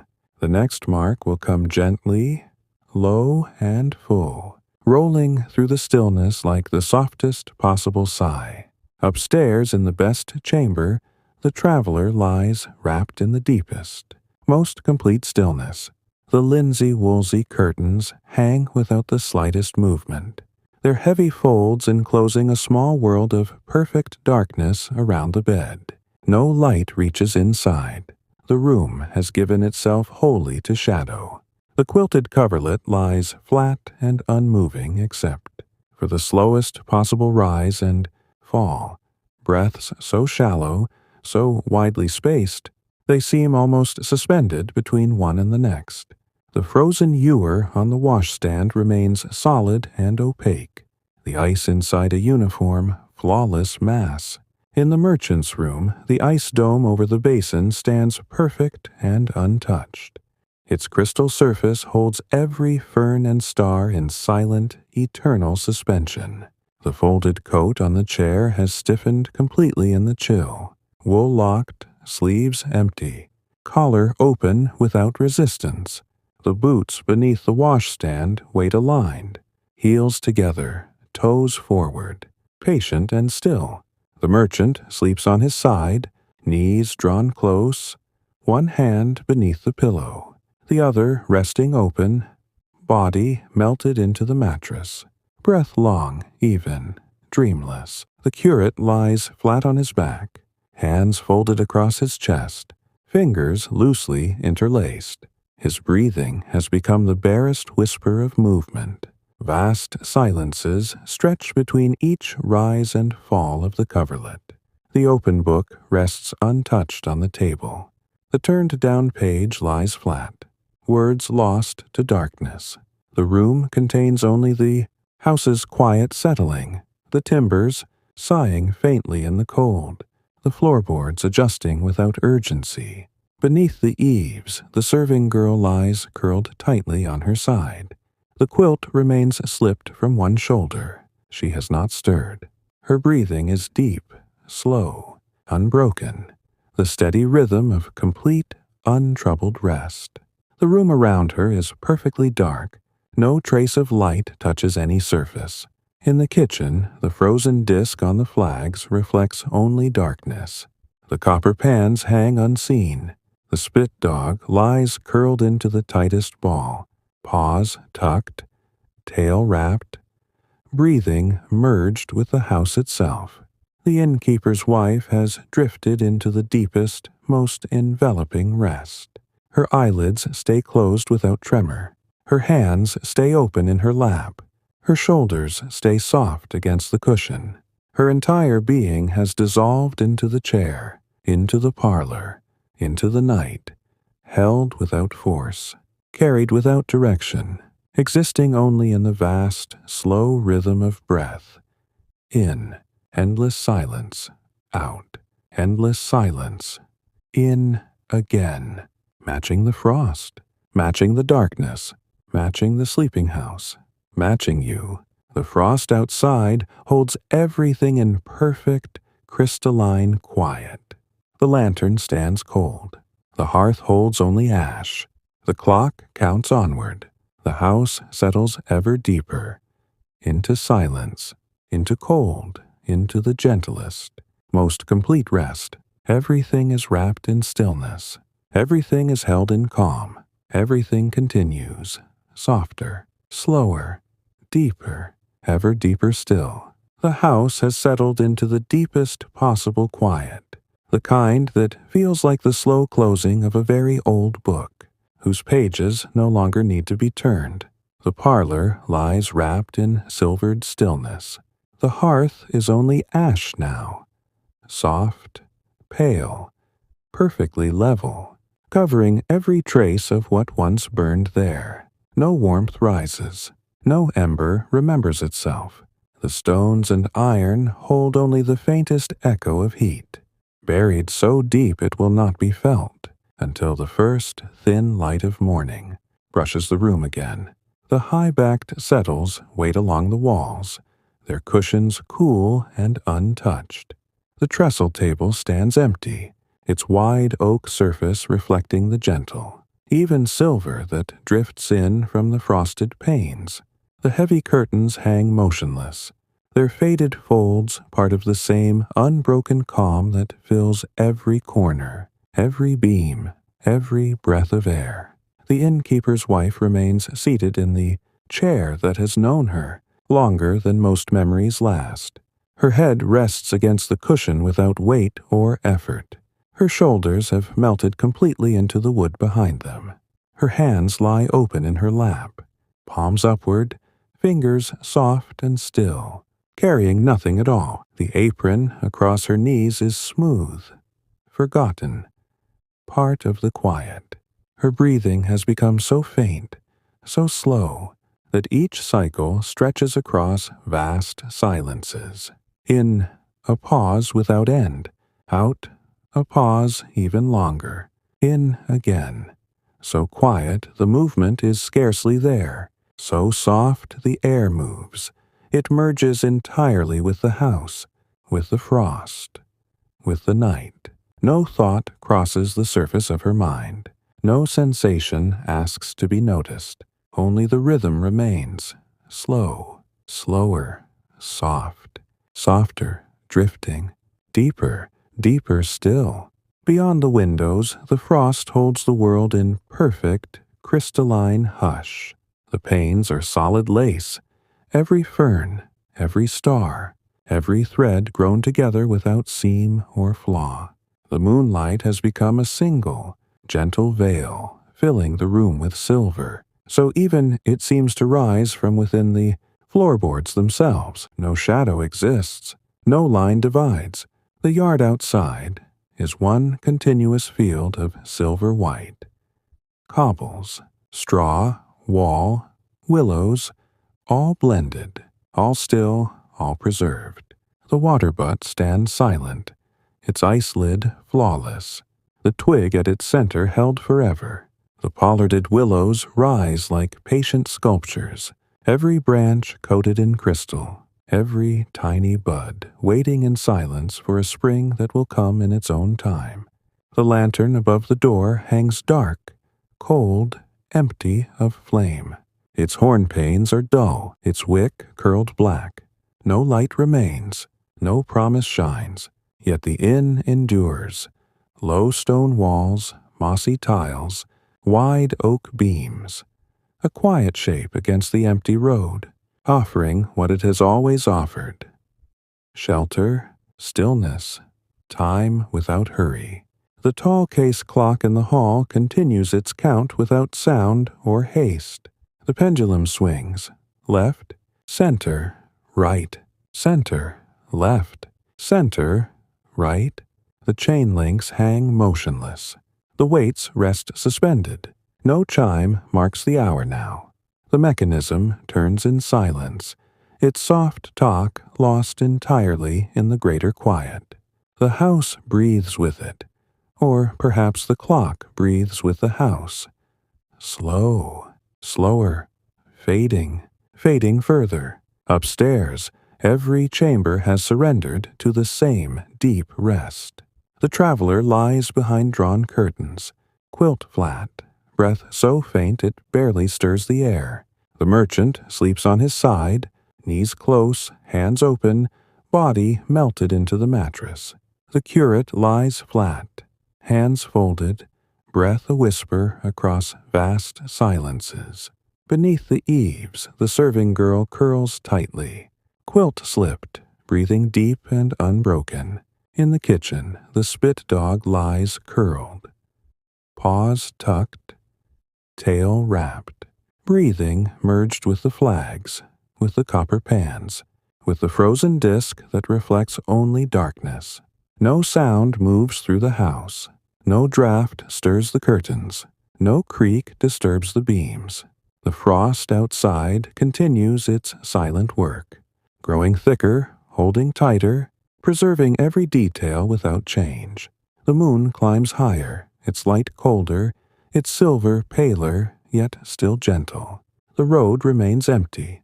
The willows stand still. The water butt gleams. The lantern hangs dark, and in the parlor, the innkeeper's wife drifts, further, breath by breath, into the same vast quiet that holds the fire's ash, the clock's pendulum, the frost on the panes, the sleepers above, the night itself.